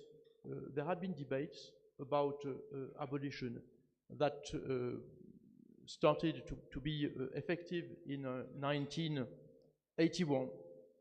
But it has been almost, until then, a 2-century story of discussions, more and more focused, more and more informed, more and more scientifically backed on the abolition of death penalty. We had actually during the French Revolution, around 1791, a Constituent Assembly that undertook a reform of the penal code. And at the time, the rapporteur envisaged that abolition of death penalty could be envisaged because in the views that already at the time he expressed, the sentence was considered ineffective because it multiplied the crimes much more than it had the capacity to prevent them. And it was also deemed unnecessary and unjust as early as 1791, in the words of the rapporteur of the current legislation.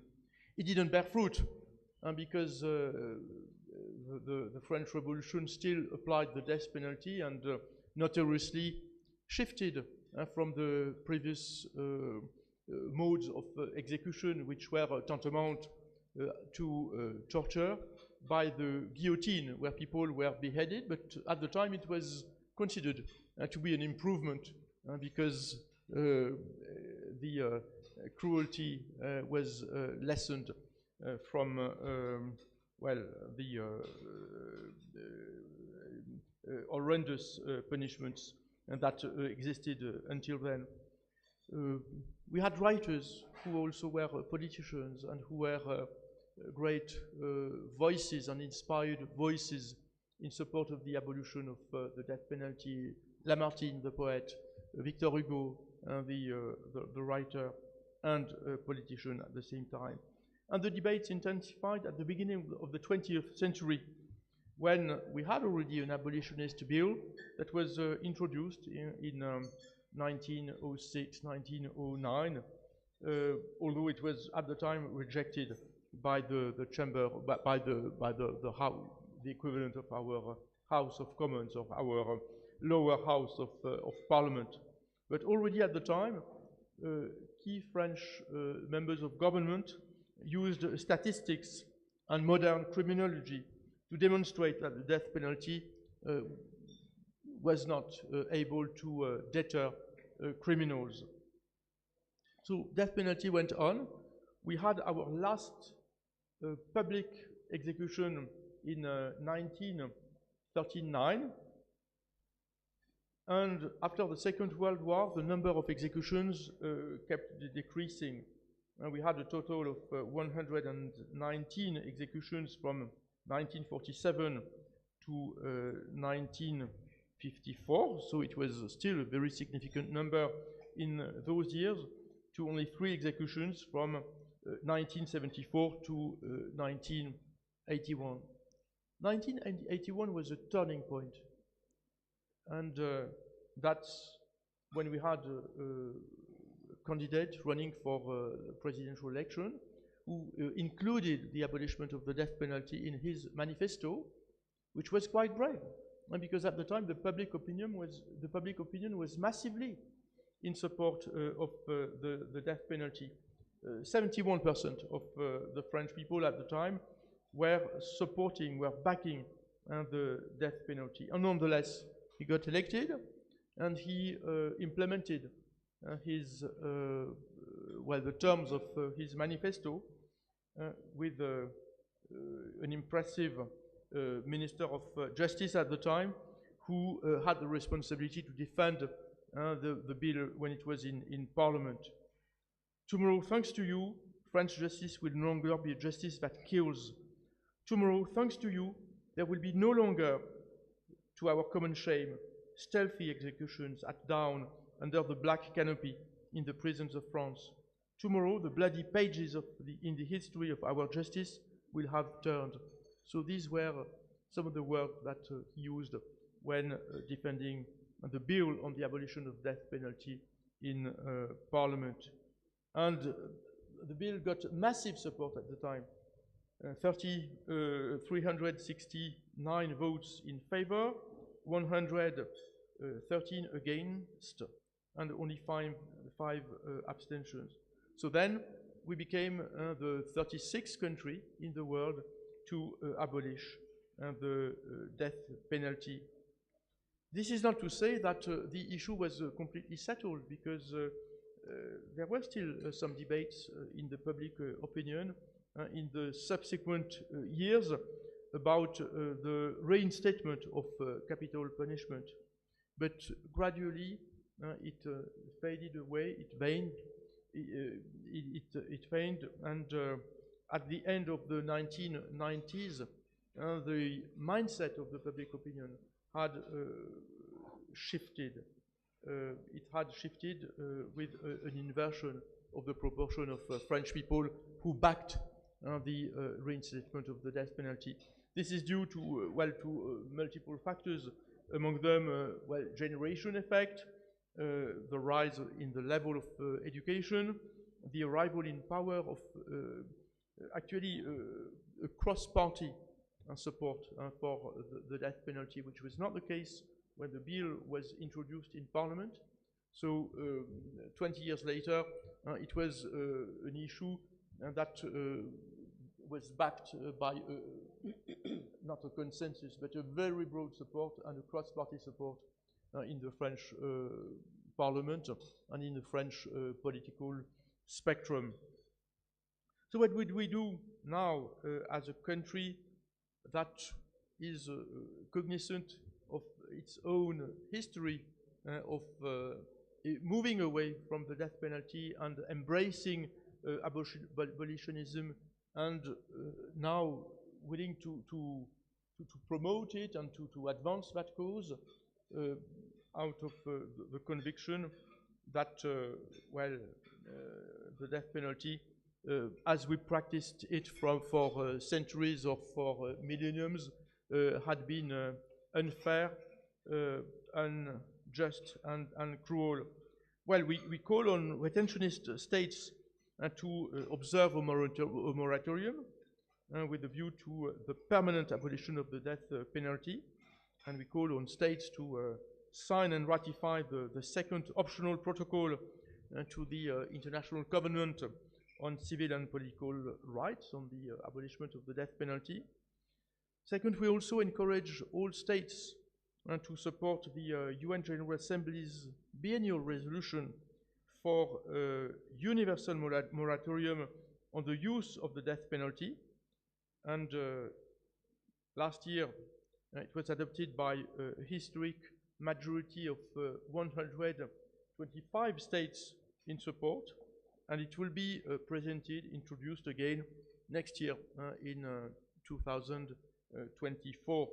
We, France as a country, appreciate Uganda's position, which for the first time actually last year voted in favor of this resolution.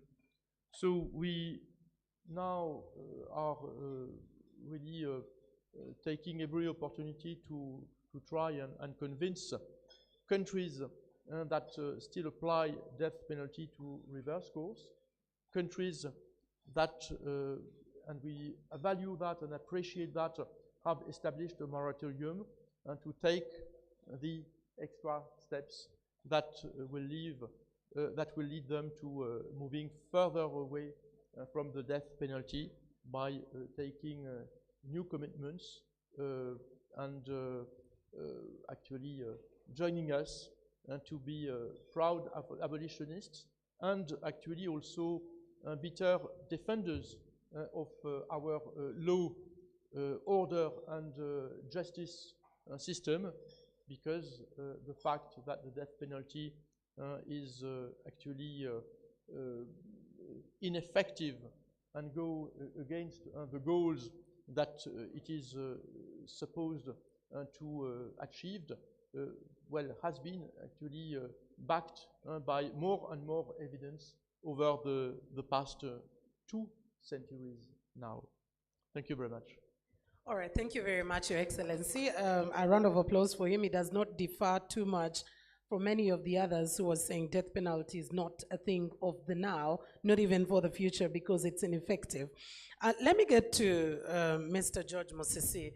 Looking at it from the angle of human rights, even the Universal Declaration of Human Rights, adopted in 1948 by UN, it talks about the right to life, it talks about the right to be free from torture, inhuman treatment, degrading punishment, to which we would look at the death penalty to be.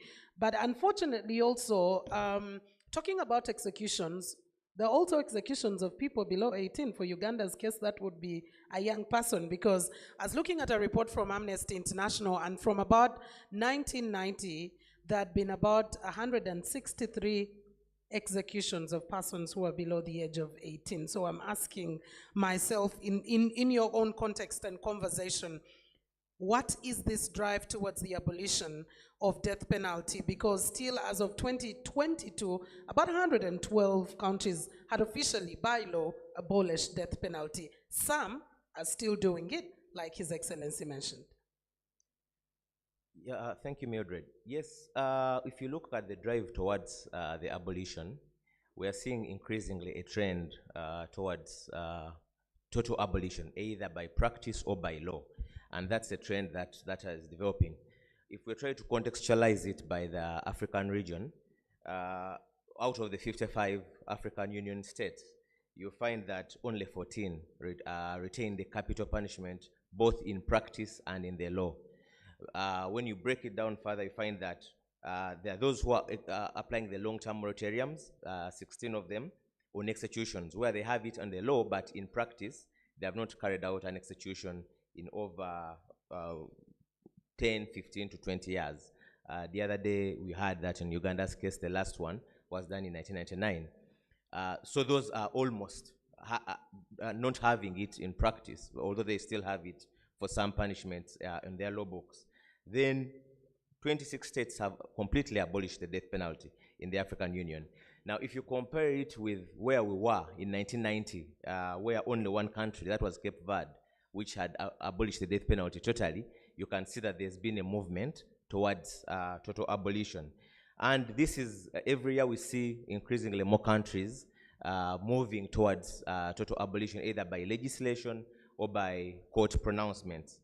The last ones we've had in Africa, I think in Ghana, just this year, a bill was passed in 2023 to abolish the death penalty. Last year in Zambia, December, it moved towards removing it off its law books. And the previous year we had Central African Republic. And there's a trend for these countries which are moving towards total abolition by legislation. They have had a long-term moratorium of an execution. So, for instance, if you look at Ghana, if you look at Zambia, which I've mentioned, which have most recently abolished it of their law books, they had taken a long time without having any executions handed out by courts. So there is that belief and hope that as we increasingly see a longer moratorium, possibly even it moves towards total abolition of the law books.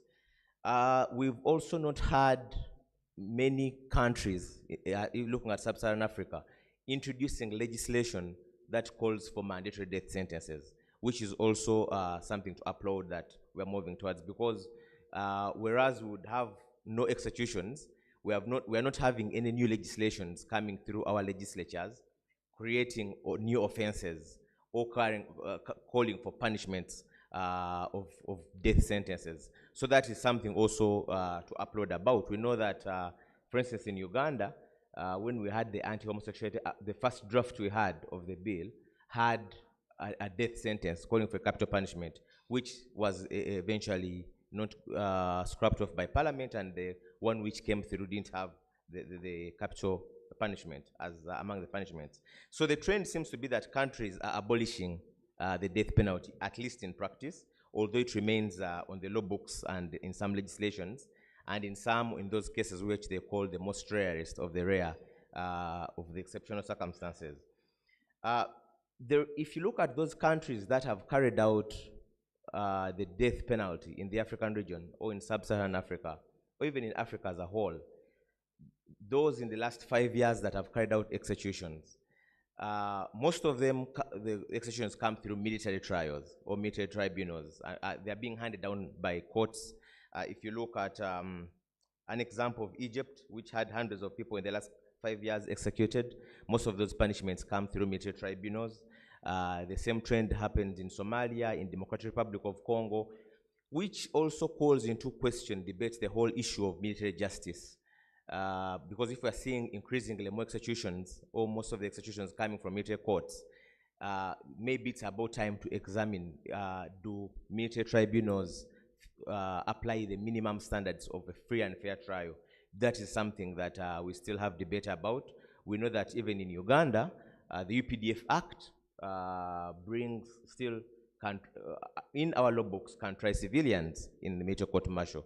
And whereas it has been ruled unconstitutional by the court, there's a pending appeal in the Supreme Court. And one of the offenses in the UPDF Act, treachery, attracts a death sentence. So we know that potentially we can also get death sentences through the military courts, even in Uganda. So that is another whole debate when we look at, when we see lots of executions coming from military tribunals across the continent, whether those tribunals meet the free and fair trial standards which are legally acceptable. And regarding the mandatory death sentences as well, we know that some countries in Africa still maintain it, but those are, they normally don't come through the courts as we know them. Still, it relates to the issue of, we've seen increasing the last 5 years coming through the military courts as well, which apply the mandatory death sentences. And even for those countries that have not had legislation, which have not abolished it by legislation, we cannot undermine the importance of judicial decisions, because we've seen the influence of judicial decisions across the continent, all the way from the Makwanyane to Chigula to Motiso to Kafantein. And some of those decisions have seen their way through either policy or legislation. We know that, for instance, the Ugandan courts follow the sentencing guidelines, which have their influence partly from the Chigula case. So we do not cannot overemphasize the influence of judicial decisions on the practice, that even if we have not yet completely abolished it, the decisions which have come from courts have influenced the practice as we wait for legislation. It's also important to highlight that in Africa, there's a direct relationship between countries that have internal strife or instability with the executions that are coming out. If you see those countries that have committed a number of executions in the recent past, they are undergoing some sort of internal strife. Look at Nigeria, it has been battling internal terrorists. Somalia, DRC, Libya, South Sudan, those are some of the countries that have had a number of executions in the recent past. But overall, if you look at the regional trends, between 2021 to 2022, we've seen a drop in capital punishment being handed down, at least in sub-Saharan countries, from 33 in 2021 percent, if you look at it percentage-wise, to just 11% in 2022. And even those countries that have had internal strife, if you look the trends between 2021 to 2022, DRC, 81 sentences in 2021 and to 76 in 2022. Mali from 48 sentences to 8. Somalia from 27 to 10. So there's a general trend that increasingly we're moving towards total abolition. All right, thank you very much. Maybe if I could just keep with you for 30 seconds before I get to move on to Doreen. You talked about the military tribunals, and in the case whereby these are still in practice, with some of those cases attracting a death penalty, where do we take this conversation then? The conversation can be taken in the same way we've taken the whole debate about death penalty, through legislative changes and through judicial litigation. So I think that, for instance, if you look at Uganda's case, we had two pronouncements of the Constitutional Court regarding trial of civilians in military trial. We await the decisions from, after the appeal which is lying before the Supreme Court. So I think we can take the whole debate either in legislative change, and if that's not, the results are not forthcoming, we can go through the judicial litigation. All right, thank you very much. Let's take now a look at the lived experience, especially given the fact that our conversation is about the women's rights. And Doreen, taking through working with these women who are on death penalty, what are the experiences? What are the conversations? You know, earlier on we were talking about mental health issues, and I'm here imagining that you have a death sentence, but you do not know when. But you have to keep hoping every day that today is your last day. You don't know whether you'll see your relatives one more last time. I want you to bring in that context and the role of lawyers and the prison staff. Thank you, Madam Chair. I think the role of lawyers stems from the provisions of the various laws which guarantee due process rights to any defendant. We know that both in common law and other forms of jurisdiction and even civil law, any defendant should be tried without undue delay. Defendants have the right to adequate time, should have the right to adequate time and facilities to prepare their defenses, should have effective legal representation, and should be given an opportunity to obtain and examine the evidence against them. If I may refer to the East African community, all our constitutions within the region guarantee individuals, especially the indigent, the right to legal representation at the expense of the state. Also, we know that international law provides that in cases involving capital punishment, it is mandatory that an accused is effectively assisted by a lawyer at all stages of the proceedings. And as a lawyer, this, in my experience, has been the source of the problem. It is the genesis of many of the challenges faced by the women, some of whom we heard, and some of whom we've not heard from. The right to counsel means the right to competent counsel. And we'll see later how this is happening in our own jurisdictions in Africa. And before I get to that, I would like to say that we've heard from here in the past 2 days the characteristics of many of the women that face the death penalty and those facing similar offenses or other offenses within the criminal justice system. We know that many of them are young, many of them are mothers, they're illiterate or semi-illiterate, they have multiple forms of disorders, health issues, some are substance users, they're very poor, and they head households, and majority have faced violence and discrimination. In a research that we conducted as PRI in 2021 among prisoners on death row, and my submission some also cuts on the men who are facing the death penalty, although there will be peculiar issues affecting the women. But we know that 92% of the women, of the population on death row, are represented by lawyers on state brief. And only 6% of those that we interviewed could afford a private lawyer.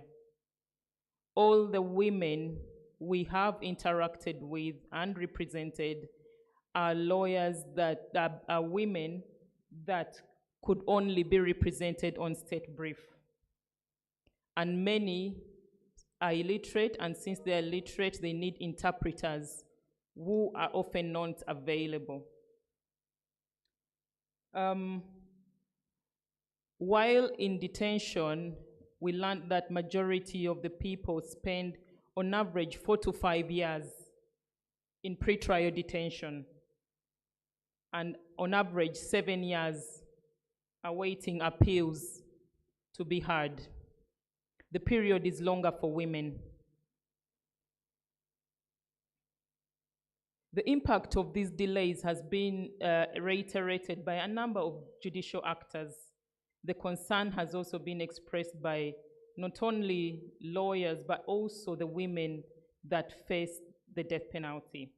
I would like to just state one quote from one of the state attorneys, for example, that we interviewed, who expressed that in her 4 years in Masaka, she had been prosecuting cases that were in the system before she joined the directorate, and that it was very difficult because witnesses in all those cases had since died or moved or were no longer interested in the cases.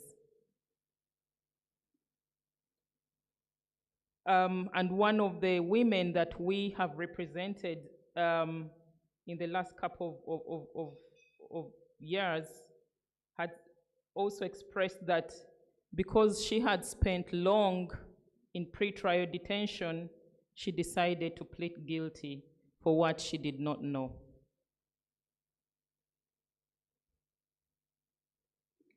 The state brief lawyers that are accorded to most of the indigent defendants are often not available physically, emotionally, as well as most of the prisoners see their defendant, their lawyers for the first time in the courts. Justice Winfred Nabsinde one time mentioned that the state brief lawyers tend to meet their clients for the first time in court at the commencement of the trial. And one of the women who is currently on death row mentioned that it was during her hearing that she was told to, it was introduced to her lawyer, but they never talked, and she was asked not to speak either to the court. So that is what women are going through. State brief lawyers tend to give very basic legal arguments and lack the skills to properly examine witnesses. They don't have interest in the case, and most of the defendants have expressed that they do not know who is representing them. Many a times, because of the, I think, the time required to prepare a defense case, the state brief lawyers request the defendants and they pressurize them to plead guilty. There are a number of cases, I won't go through them because of time, but I would like to state just one case, and the lady has recently been released from prison, and that is the case of Uganda versus Mbatude Betty, where Justice Lameka Mukasa reprimanded the defense counsel for issues relating to questions of fact, especially regarding whether the act was deliberate or accidental. So the counsel had no idea about the case he was handling.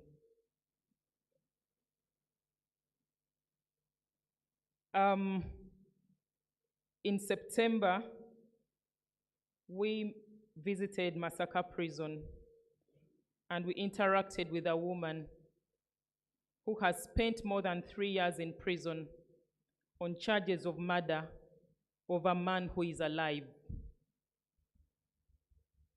Yes, this woman is still in prison, and I'm sure one of the OCs is here, and we thank the officers of the prison for bringing this to our attention, and I felt this was a good forum for me to mention it.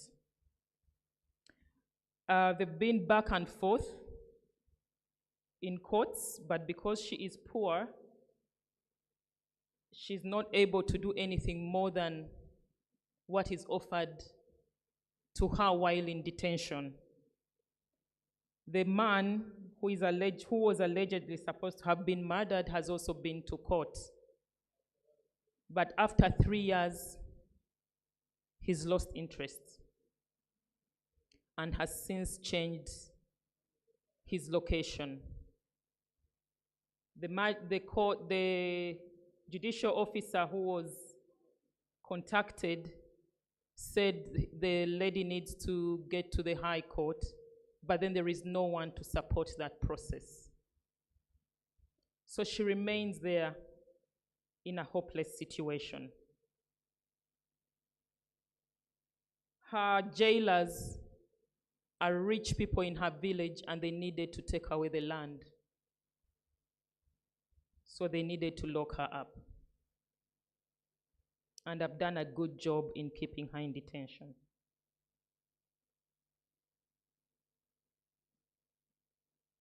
So what should we as lawyers do?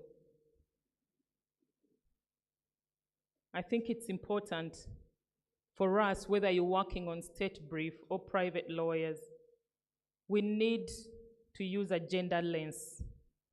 We are practicable with resources available. It's important to have a team that is gender sensitive, that is able to understand culturally some of the issues faced by the women in detention. It is important for the team to understand how gender affects one's experience in the criminal justice system. It is important for us as actors in the sector to create awareness of how female clients' life experiences may have influenced their criminal behavior. In our research, we learned that 19% of the women charged or convicted for murder and other offenses of a capital nature are actually victims of violence and domestic violence. And we've heard from the experiences of women with lived experience in the room share their own experience. Where practicable, at both arrests, during trial, and other stages of the criminal justice system, it's important to ensure that a woman is part of the legal team or part of the team examining the evidence. Although this is not a guarantee of gender sensitivity, but we know that culturally in most of the African countries, female clients feel more comfortable disclosing certain facts to a woman. And we've experienced that, I think, in some of our work in eastern Uganda where one of the girls in the room could not talk in the presence of the men. We realized she was agitated and could not tell us her story until we made a decision to get a private place where she could tell us what she had gone through when the mother was imprisoned.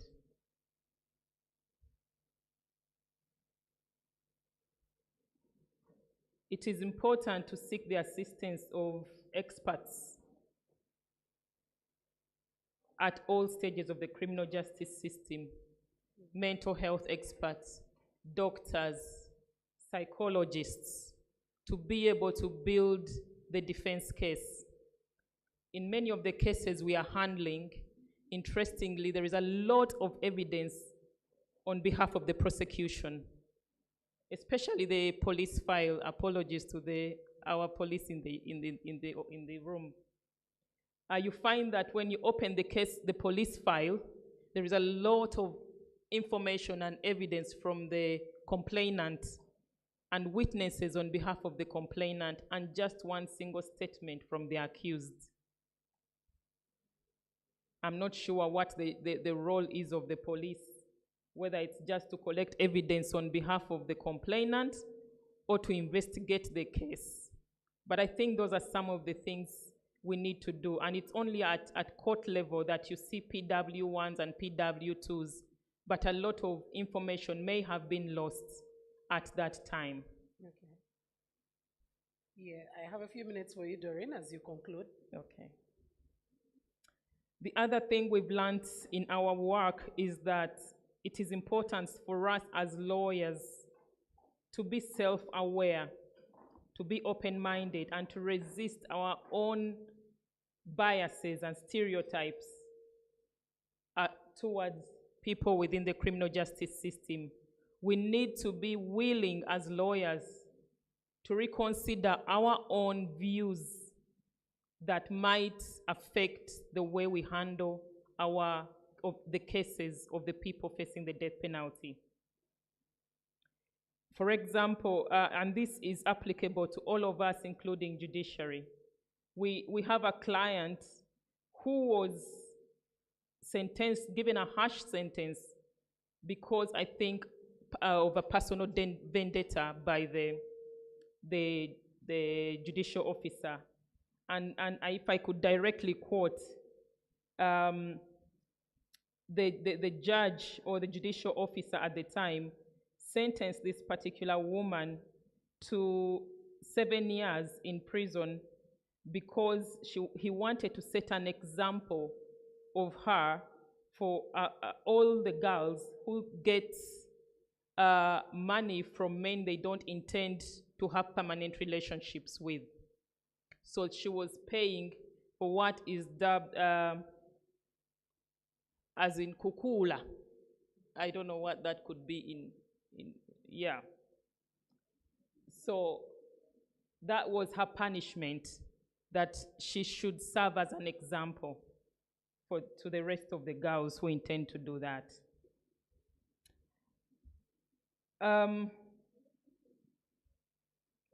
It is also important for us to know that the experiences of women are also different, depending on their status, depending on their backgrounds.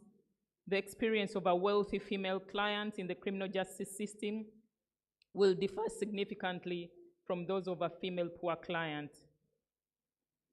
And I call upon lawyers in the room and all people working with women, whether as prosecutors or defense lawyers, to please look at the information available, access the legal libraries, not only locally and internationally. We have a wealth of information that can support us in preparation of cases.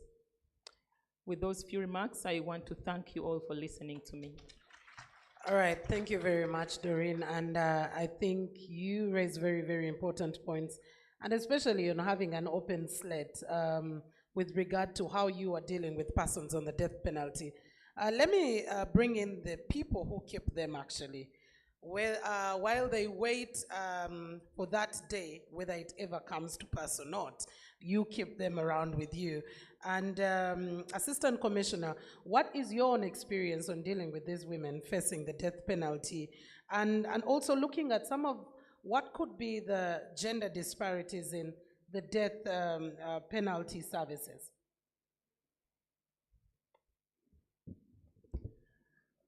Thank you very much, our moderator. As custodians of this unfortunate lot, and as prisoners officers, we have a lot of testimonies. It is so devastating, well knowing that you have lived with this person for a quite number of years. You have more or less patterned than you are a family. And you are escorting this person to the D-Day when a pronouncement is supposed to be made in court, especially on an offense that attracts capital punishment.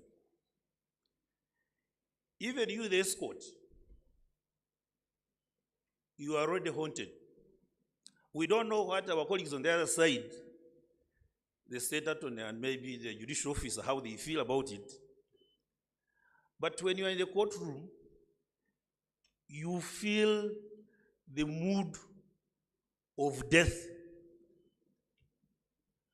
And when it is so pronounced, virtually everybody dies in that courtroom. And you first go into a state of shock. This is the person you have lived with, and here you have escorted her to court, and they say you are sentenced to death. And you are supposed to take this person back to the prison, awaiting the day of execution. Now, the other dilemma of it, you are supposed to help this person to withstand the situation. But the another bit of it is that at one time you are going to be the execution, the hangman or woman. You can imagine what it means. Yesterday we were talking about the spiral effect. Not on the prisoner per se, even the family members, but even the prison's officials. Yeah. What does it mean? It is a very trying moment. We are only lucky, I must say, that in the history of the Uganda Prison Service, we have never executed a lady. And we pray it should never happen, because you can imagine what it means where somebody has got a family, children, and call it all. But interesting to note, it's not about people fearing death, but of course it's because of the unknown. Because I'm sure even the person who is pronouncing himself or herself over this is bound to go and meet the Creator at one time. As we talk right now, we have got 2 female inmates on the death row, but we hope with the moratorium which is in place, let it be and stay till when it is maybe abolished completely from the books of law. But it still remains, and of course, you never know. People who believe in the eye for an eye and the tooth for a tooth. However, there's something I want to just reiterate from what Doreen has said. Our colleagues in the criminal justice system, it is important to note that we are all serving the humanity. But the state briefs, my colleagues will attest to this. State briefs, I think they shouldn't even be there. The years I served as an officer in charge, they just appear. They are superimposed on these suspects. They even don't know the people they are representing. Actually, the suspects prefer more or less the prisoners officers to be their briefs. Yesterday we said we should help them in investigating, and we've tried it and we are doing it and we are yet to do it. We try to help them to know and understand the procedures of courts and how they can go about it. But the state briefs, I pray, if they either live to be the real briefs, or they live. Or they live. We are like as prisons officers that most of us are justices of peace, sworn in by the High Court. And we help a lot in times of these affidavits in our simple knowledge of understanding of the legalities. And we have always raised the flags, red flags, like as she has observed, that lady in Masaka. But still, our colleagues in the ages, they would ask, what is your interest? You as a prison officer, what is your interest? So what do you want me to do? Should I keep mum? I want to believe that since we are serving the interest of delivering justice, let's all of us play our roles. And if I raise a red flag, don't feel offended, but I'm doing my job. As we said earlier on yesterday, we need to continue sensitizing our people innocently. They are there dying in grief. In grief. I have a case which person I witnessed when I was a OC Chirinya, Ginger.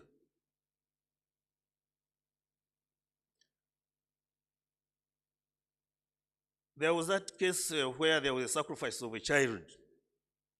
It became a political case. It became a political case, and it was no longer just a mere criminal case. And in no wonder it was handled and held in a public place, in a court hall. And when one of the ladies was sentenced to death, the first thing that went in her mind was, first of all, to cry and collapse. And the next thing, there and then in the court, she decided to take off to escape. I was in court myself. She couldn't believe it. And yet the men who were in the same file with her, 2 of them were dropped off. It took us a high tall order to cancel this lady as prisoners officers, because that is our job now, to appreciate the situation she was in. And by the time she reached the female section, she could not talk. Actually, she went into a coma for some good days, and the medical services had to take charge. When she regained, she wondered where she was. Actually, for what she thought, she had been already executed. When she said, am I still alive? She was wondering. That's the magnitude of the problem. And now she was saying, where are my children? Where's my family? And we said, now we are part of your family. We decided to be and own her. And what we did and what we have always done is that we tried to make sure we bridge as prisons officers immediately with the family members immediately. Contact the parents, relatives, friends to be there for these people. And in most cases, they will always be available. The social workers do their part because they are part of us as prisons officials. Very, very, very vital. And we prepare them for the eventuality that they may turn up. But on the good note, is that at times they come to understand the situation with the continuous touch of the religious leaders, the social workers, prisons officers. Because prisons officers, we are trained all around in our training school to ensure that you are not a mere lock. Actually, you are supposed to be collections officers. And that's why we have tried to move from the punitive arrangement to the collection in our setup at the moment, so that we help them to understand the situation. But when you look at the spiral effect, my colleagues and my senior, you know what happens. Families of these prisoners break up, and on our side, you can imagine on the day of the execution, the person you have lived with all these years, and you are told to go and do the needful because of the law. We have had our staff who have run berserk. Our families of staff. I had a staff in Jinja who participated in an execution of 1994. By the time he reached home, the wife had never known that he was married to an execution. He was looking around, she was looking around, he was not seeing the man. I don't want to hear from the grapevine talk that your man is inside there doing the business of a hangman. By the time he came back, the wife and the children said, I can't afford to be married by what? Hangman. Because they think that probably he also take me on and hang me. So it is a spiral effect, but we want to say that if it was possible, with my due respect to my colleagues, probably it could be privatized, since everything has got privatization. As long as it is still on the books of law. Because it has a very serious impact on us as people who have lived with such a people for long years. If it can be abolished from the books, well and good. But as long as it's still on the books, I would recommend that us, as prisons officers, we shall remain doing our job as justices of peace. We raise the red flag where it is possible, advocates, and ensure that people are treated humanely till otherwise. I thank you. Wow. I think one thing that is for sure, there is a standing ovation for you right there. I think one thing that is for sure is that we were talking about mental health earlier on, and we thought mental health was only for the prisoners, but now you see, probably at some point in time, if we also move to the entry point of police, they will also have their mental issues with the people that they have with them there, in as much as the law provides for a very short period of time of only 48 hours. I know our time is really, really fast spent, but I'm going to request to have, I'll take about 5 questions first. Make it as brief and snappy, maybe 1 minute to ask if it's a question or supplement. I already have a hand right there. Yes, I have 2 hands on this side, and they're both ladies. And then I'll go to this side. I have 2 already. Okay, can I please, yes, have the microphone? Yes, to her. Yes, yes. Thank you very much, Chair. My response is basically mainly to the issues that have been raised by Ms. Doreen on the absurdities that are in the criminal justice system that have also led to the increase in probably wrong sentences being given. One of the issues that she raised was the lack of interpreters in court, which lead to absurd decisions. Then too, the issue of state brief lawyers who are not available physically and emotionally, and it leads to absurdity still in the decisions taken. And then the issue of the police files, where evidence, there is lack of sufficient evidence probably to support, it only supports the prosecution case and not the defense case. I would think that those are particular areas which should be addressed based on the law. It is quite absurd that a judicial officer can move ahead with a prosecution without satisfying themselves that the parties appreciate the language being used. Thank you. In reality, that would mean that it is a very good ground for appeal. Then when it comes also to state brief lawyers who are disengaged and probably are seeing the accused person or the accused persons for the first time in court, it is also a good ground of appeal. And there have been decided cases that if you do not have proper engagement of lawyers, of state brief lawyers, it's a very good ground of appeal. Thank you very much. No, I think I will kindly hold you at that because our time is really fast spent and I would like to get a few more questions. I wanted to make a suggestion before I get off. In 30 seconds, Yes. please. Some of the things cannot be addressed until some laws are addressed. One of the issues that can probably help us, especially with state briefs or the kind of representation that these people have, is having a particular law to support to support such. Say we have a national, it is a national legal aid bill, which has not yet been passed. If we can do further advocacy for that, so that there is better representation in courts, that will help. All right, thank you very much. Let's move the microphone there, and I'll get the last two from here. Please make it as brief as possible. Thank you very much. Thank you to the excellent panelists for your reflections. Kenya is actually in the process of abolishing the death penalty. We have a draft bill that is on the floor of the House. It has gone for its first reading. And this is the challenge we have. So whereas criminal justice actors, lawyers, activists, advocates, we believe that it's time to abolish the death penalty, the people with the mandate to abolish the death penalty at statute level are parliamentarians. So how do you counter the narrative that we are not tough on crime? Because that is what the public will perceive, that you're not tough on crime. And also, how do parliamentarians then be the voice of the people who unfortunately believe for an eye and an eye? Because a lot of people are saying, keep the death penalty because there are people in our community who ought to be killed. But we have all given this responsibility to 290 people who should actually have our best interests at heart. So how do they balance the political interest and the public interest? All right, a very key one to pay attention to. Let's cross the mic to this side and have the very last two questions going through. Yes, let's cross.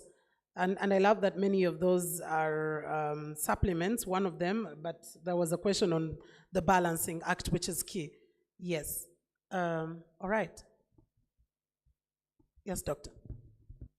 Thank you very much. Mine is not a question, it's just a comment and really an appreciation. I know we are all old, dying. How are we ensuring that this message gets to our younger people? Because those are the leaders tomorrow. I wish this session were recorded so that I can play it to my criminology class, my human rights class. It's a very, very informative session. How do we approach the schools? How do we approach those educational institutions with such a message? I wish we can reach out to them. Thank you very much. Thank you very much. And yes, true, they've been recorded. The microphone goes right here. The messages have been recorded and they can actually be shared much later on. Let's get the very last one. Yes, thank you so much, Madam Moderator. Mine is not a question, but a humble appeal. First of all, I want to thank the organizers of this forum. Madam Moderator, I've not said anything since this forum started. If you give me a minute, add some 30 seconds. So 1 minute, 30 seconds. Yeah, thank you. Yeah, you realize we have been lamenting over these issues that affect a woman for quite some time. It's because I don't have time, but I would have also shared my experience. But I'm happy that the issues that have been brought forward, you realize most of us, even in this hall, have been affected in one way or the other. But when the question is, when shall we walk the talk? The civil society that have a chance to visit these incarceration centers, after getting to know what is happening in those centers, what are you doing about it? You find someone who has been wrongly put in detention. Come out and make noise. Come out and demonstrate peacefully so that the rest of us who didn't have a chance to go there to get to know about this can maybe join you, and maybe in the process we can cause a freedom for this innocent soul. I am a director of Women Affairs of the UPDF. I was appointed in this position. I started as a deputy in around 2018. But one thing, when I took over that office, I discovered the female combatants were suffering innocently in units, special operational units. So I said, I think I need to move out of my comfort zone because I sit at headquarters. And when I sit at headquarters, I realized it is hard for me to know what happens in the units. I requested the army leadership. I said, no, I need to be facilitated to move around units and get to know what happens to a female soldier. For the last 5 years, you can visit any of our units, even our detention centers. If a lady is under detention or has any challenge, we ensure it does not go beyond 3 months to be sorted and that female is set free. Okay. We have embarked on a process of sensitization, and we don't sensitize only females. We sensitize, yes, the female combatants, their administrators, and their commanders, because all of them need to understand what the law is. Thank you. If you sensitize a lady and you leave out his commander or his manager, you will not have solved the problem. But when we started doing this, we have seen a great change in our service. Right now, when a unit hears that the director is coming here, I'm telling you, all commanders will be on tension. Because the moment I reach there and I discover there is mistreatment of a female, I put it on message. For us, we communicate through messages. And these messages go to all units, including our commander-in-chief. So it has kind of created fear in those commanders who would wish to mistreat the female combatants. Do you realize? Now your time cases is of fast spent. GPV I'll give you just have 30 gone seconds down, more. and at least females have a breathing space. So as I conclude, I want to argue this forum that let us walk the talk so that next time when we are brought back here, when we are called back here, let us come back to account for what we have deliberated now, not to come back and continue lamenting. I thank you all. Thank you. Thank you very much. Yes, we'll move from the book of Lamentations and go to the book of Acts. At least for those who read the Bibles, we can continue to flip the pages. Our time is really fast spent, and to my panelists, I'll have 30 seconds for you to just give that last remark that you wouldn't love to leave without saying. And Your Excellency Xavier, I'll start with you for a wrap-up in 30 seconds. A very quick remark on, well, the political balance that allows the abolishment of death penalty.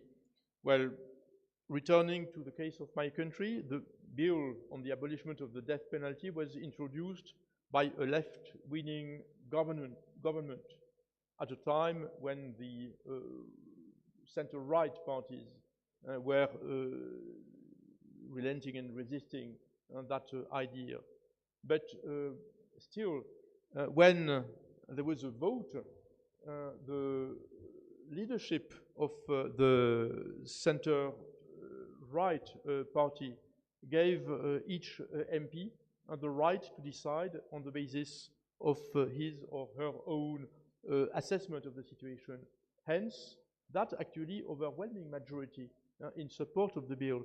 And later, actually, 20 years later, the debates had vanished because actually all of our societies, well, we have dramatic steps back at times, but it's comforting to see that as humanity, we are in a process of civilization of our morals. 200 years ago, we were hanging people from trees, and we were breaking the bones on a wheel.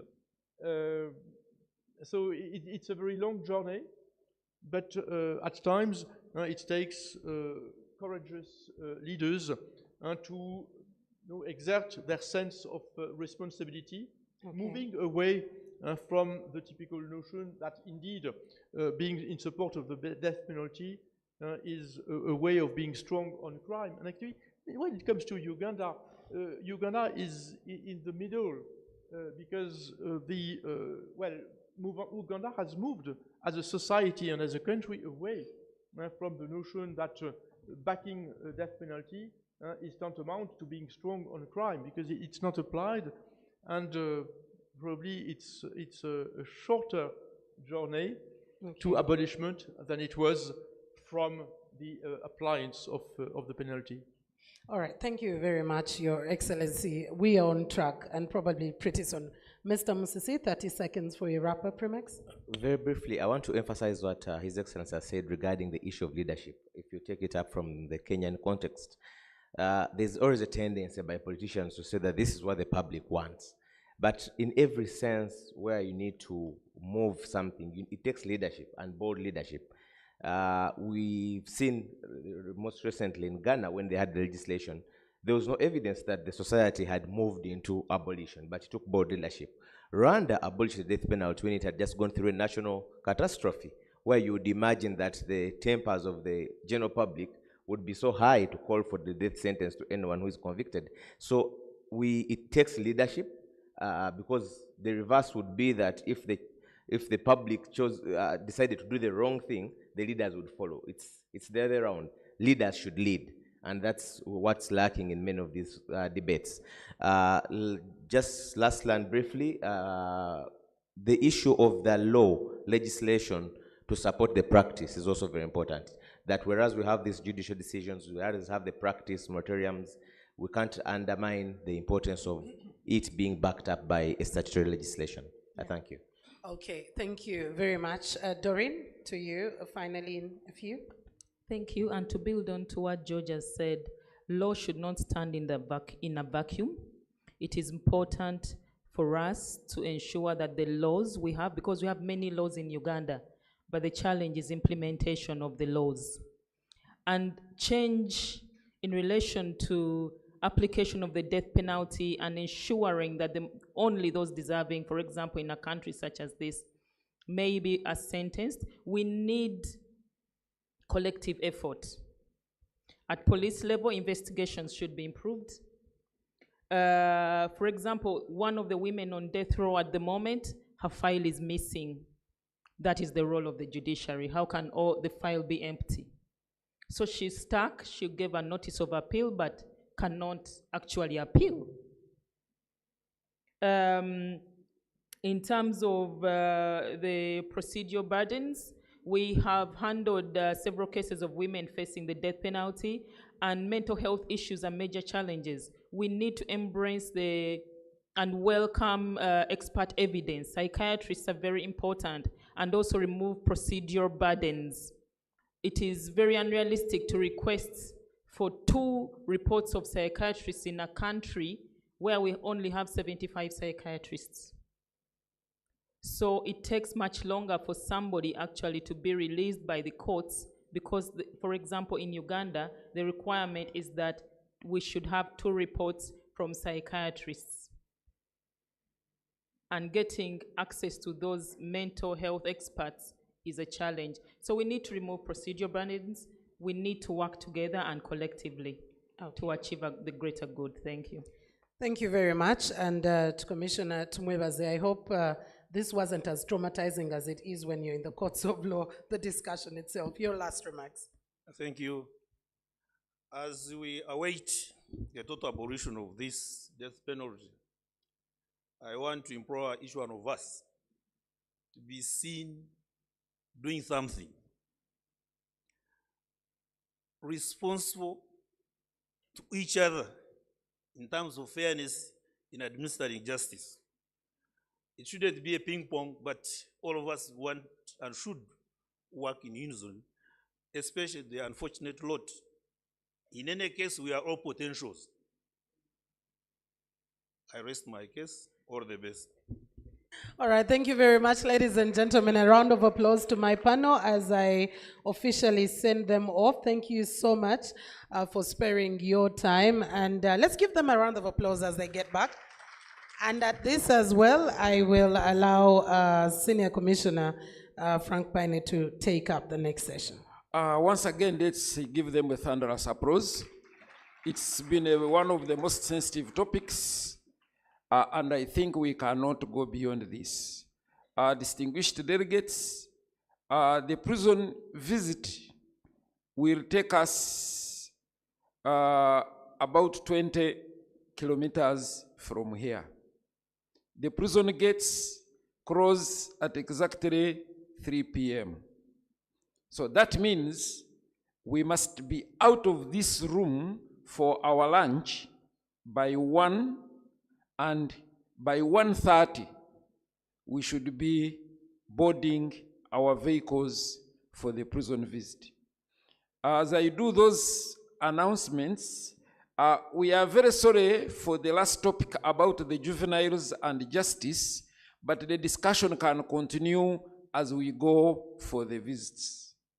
So for now, I'm going to invite those who have been compiling those keynotes to come and take us through the communique.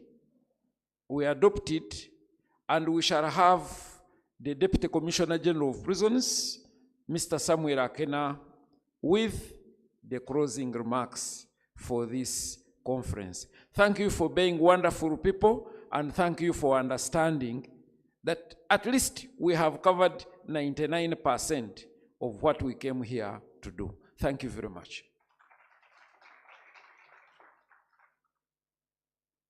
Distinguished ladies and gentlemen, my name is Hope Bagota, and I work for the Uganda Human Rights Commission. And I've been tasked to share with us our joint communique and action plan, as we have been retaliating from day one, that let our ideas not stop in this room.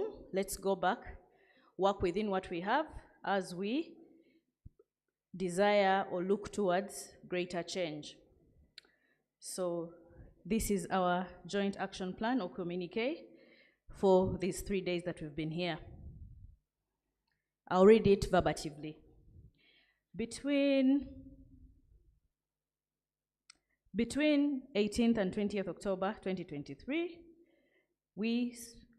delegates from different countries across Africa convened for a regional conference titled Unlocking Barriers, Rights of Women in the Criminal Justice System in Africa, the first of its kind. The conference considered the following recommendation in an open and collaborative forum, which identified the challenges, strategies, and comparative jurisprudence on the progressive steps taken towards gender mainstreaming in the criminal justice sector in Africa. The conference delegates included justices of the High Court of Kenya and Uganda, ambassadors of embassies, members of the Police Force of Kenya, Uganda, and South Sudan, members of the Army of Uganda, members of the National Human Rights Institutions of Kenya and Uganda, lawyers and law associations, commissioners of prisons of Kenya and Uganda, members of the African Commission on Human and People's Rights, representatives of the United Nations agencies, members of the civil society of Uganda, Kenya, Rwanda, Tanzania, South Sudan, and Nigeria, human rights experts, the media, and development partners. There was a consensus among the conference delegates to take every step possible to implement, promote, and disseminate these recommendations within their respective mandates, bearing in mind the need to achieve gender equality. These recommendations are based on best practices from across the region and international standards on the rights of women in the criminal justice system, and would considerably progress gender equality in the African region.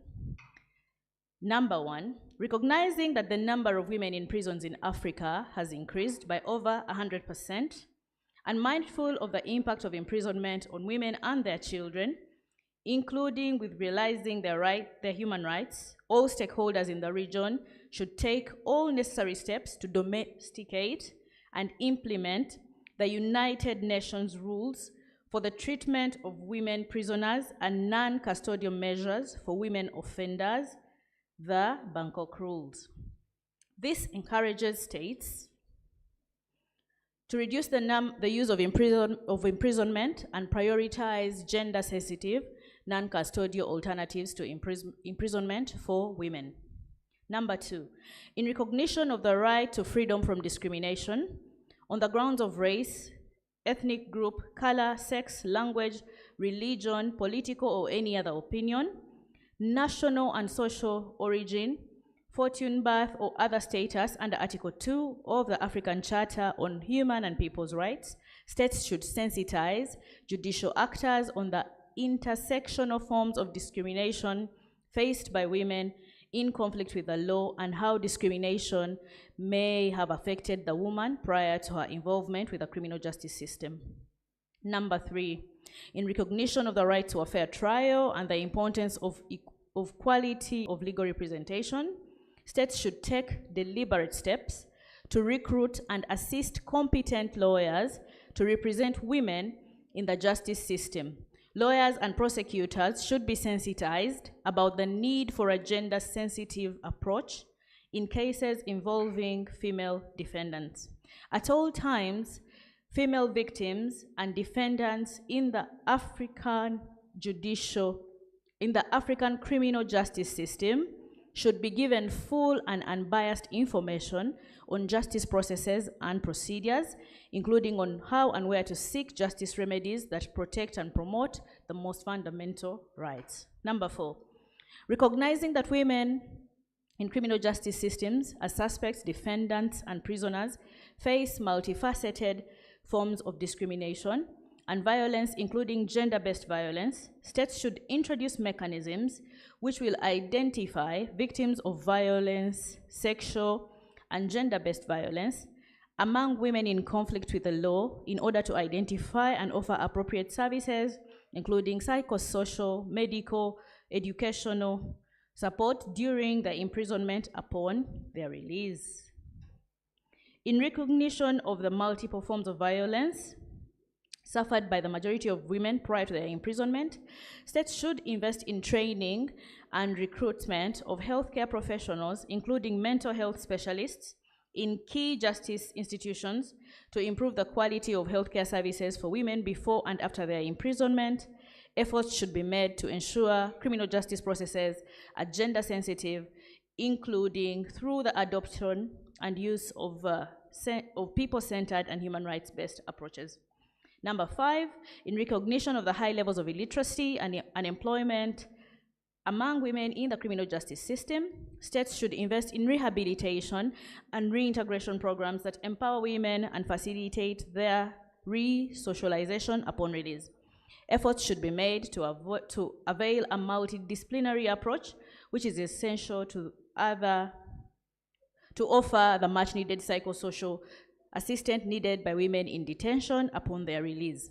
Financial support should be given to civil society so they can boost their efforts in supporting women in prisons and post-release with reintegration. Number 6, in recognition of the inadequate and inconsistent data as a hindrance in the fostering of coordinated approaches and evidence-based policies and practices, states should invest in data collection, technological infrastructure to ensure that data collection is adequate, reliable, disaggregated, and available to all stakeholders in the criminal justice system. Due to the harmful effects, number 7, due to the harmful effects of imprisonment on women and their children, noting the serious levels of overcrowding across the African region prison systems, there is an increased need for sensitization of actors on the use of non-custodial measures, analyzing bail and making it more gender sensitive, decriminalizing petty offenses, and ensuring that plea bargaining and other similar measures are not gender blind. This is our way forward, or our communique as of today, 20th October 2023 here in Kampala. And for more information, please contact Penal Reform International, Africa. Ladies and gentlemen, our distinguished guests, Those are our resolutions for us to agree on and adopt. Thank you so much for listening to me.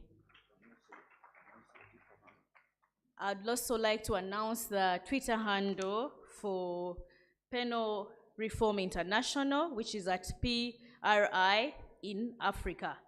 PR is in capital letters, PRI is in capital letters, in is small letters or lowercase, and then the Africa, the A starts with an uppercase or capital letter.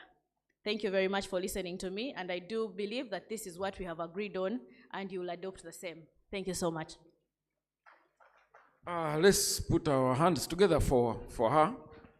That is a very, I hope we own up. To me, most of the things have been captured. So, ladies and gentlemen, let us welcome the Deputy Commissioner General of Prisons, Mr. Samuel Akena, to close this conference. You are welcome, sir.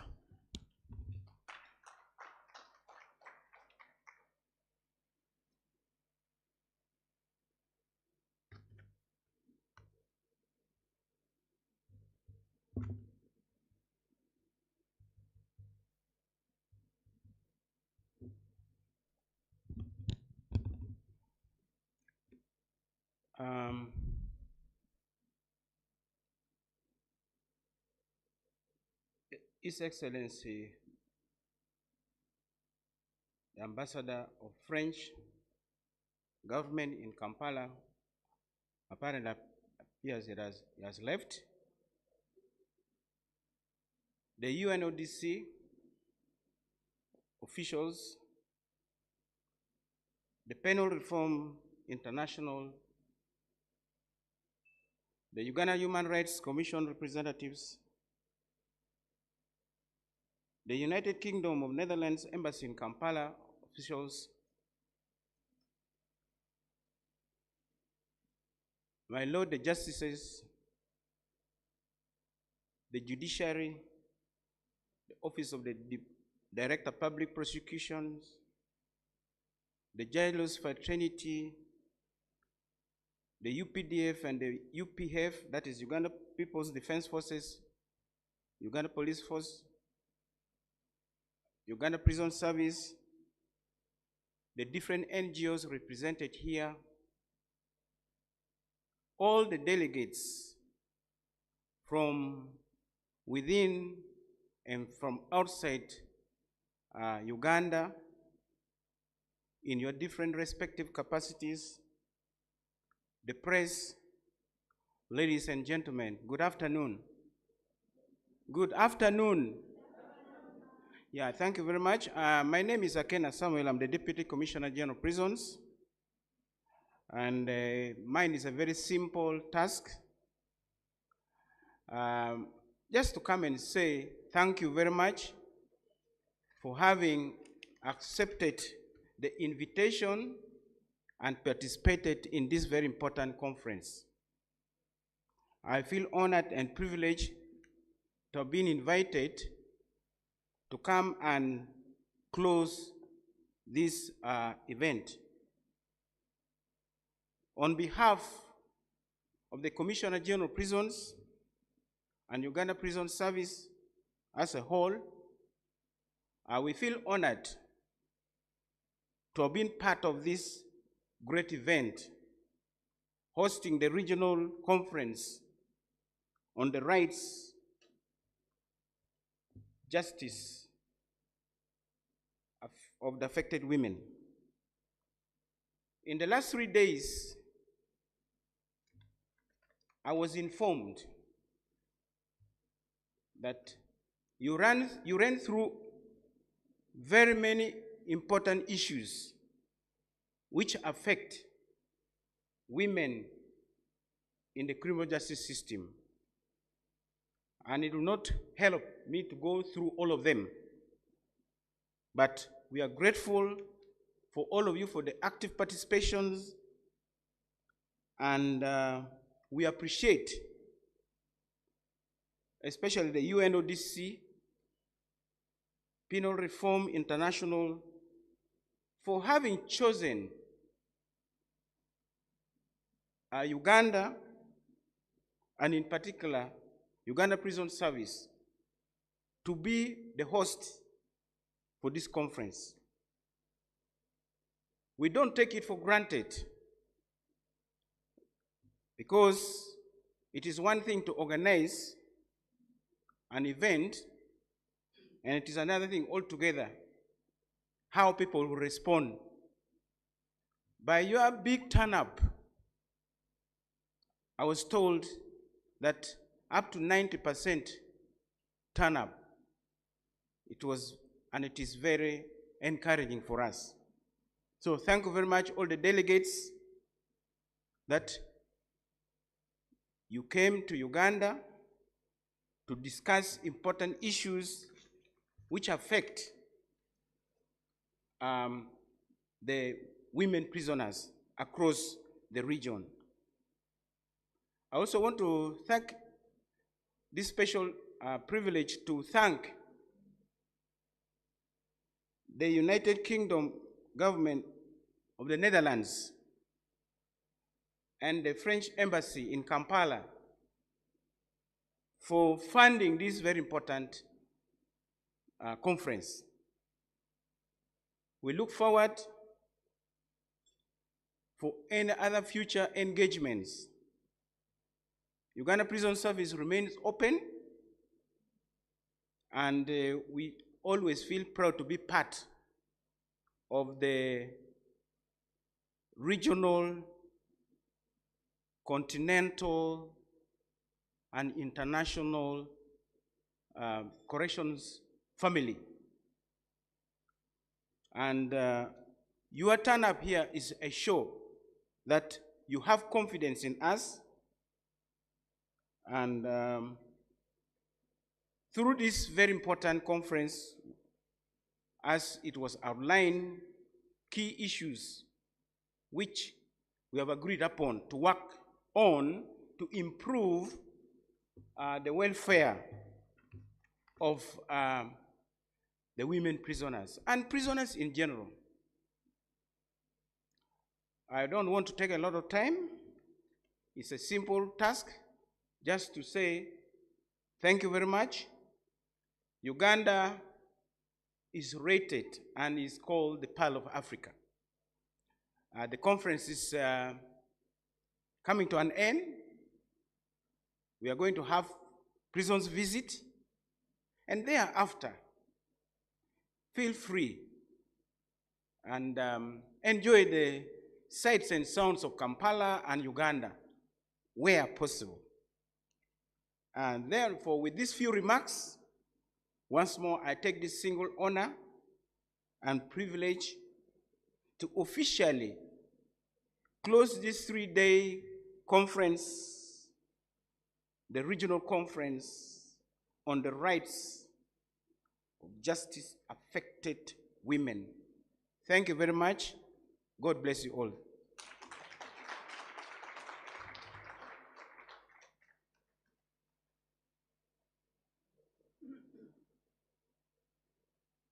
All right, I'm here for us to do just something very, very simple, because I know that in the room we have a number of lawyers and things have to be done systematically. We heard the recommendations read out earlier and we need to adopt. So I am kindly requesting, is there anyone in objection to the recommendations that were read earlier? Yeah, this is more like when you're going to wed people, you just don't bring them and you decide because they've decided. You need to find out. There could be an objection. So do we all adopt the recommendations? That has to be taken on record. Yes, please. Can we get a microphone for 30 seconds to Honorable Justice here? Yes. That is what law does. You just don't take up. Yes, please. There is a microphone right behind you. Thank you. It's not an objection. I feel there's something missing in that communique, the follow-up mechanism, the implementation. How do we report? What is the reporting mechanism? How do we account for what we are going to do and to who? Thank you. Okay, and I think That is it that we have.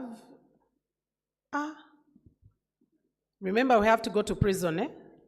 We have to go to prison. 30 seconds to her and 30 seconds right there before we get to adopt. And if I will ask if those are included, whether we actually adopt the recommendations.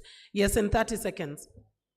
In the opening statement, it would have been good to mention the African countries that attended than just mentioning that the African states were here.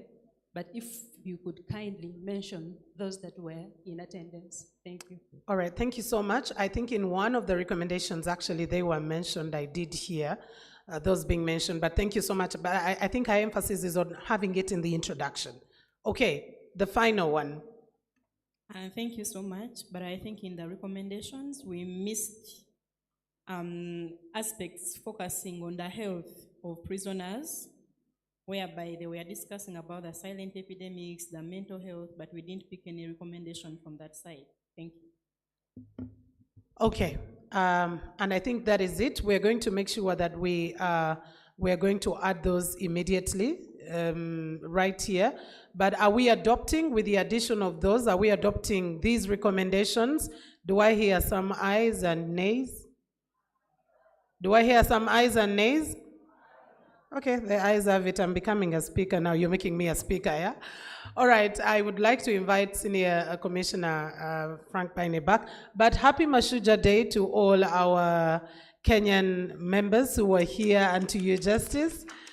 Thank you so much for coming up, and hope you enjoy the day. It's a public holiday, so you can stay here till. And for those, by the way, who had checked out, please, the communication is you can recheck in and your checkout will be tomorrow for those who are still here. Thank you. I won't waste much of your time. Thank you once again for being very good participants and delegates. We are going to have a quick lunch. Let's eat as fast as possible. If we can be assembled in the parking by 1:30, okay, between 1:30 and 1:45, because at exactly 1:45 or a quarter to 2, we have two vehicles, a coaster and a minibus. They will be departing for Luzira Women Prison. For those of you, especially the national delegates, you can accompany with your vehicle because you don't have to go to Luzira, then come back to pick your vehicle. You can go with your vehicle. We have parking the other side. But if it is not convenient for you, you can still go with you, then you will come back. The lead person is Senior Superintendent of Prisons, Asimwe Kazora. Can you stand and they see you? Is she around? She's coordinating, but she's the lead person. We shall still continue to guide. Then Principal Officer Mukasa, are you around?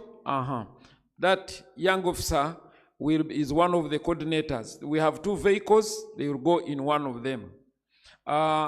Then the other important thing is that please, when you reach where they ask you to leave your phones, kindly leave your phones.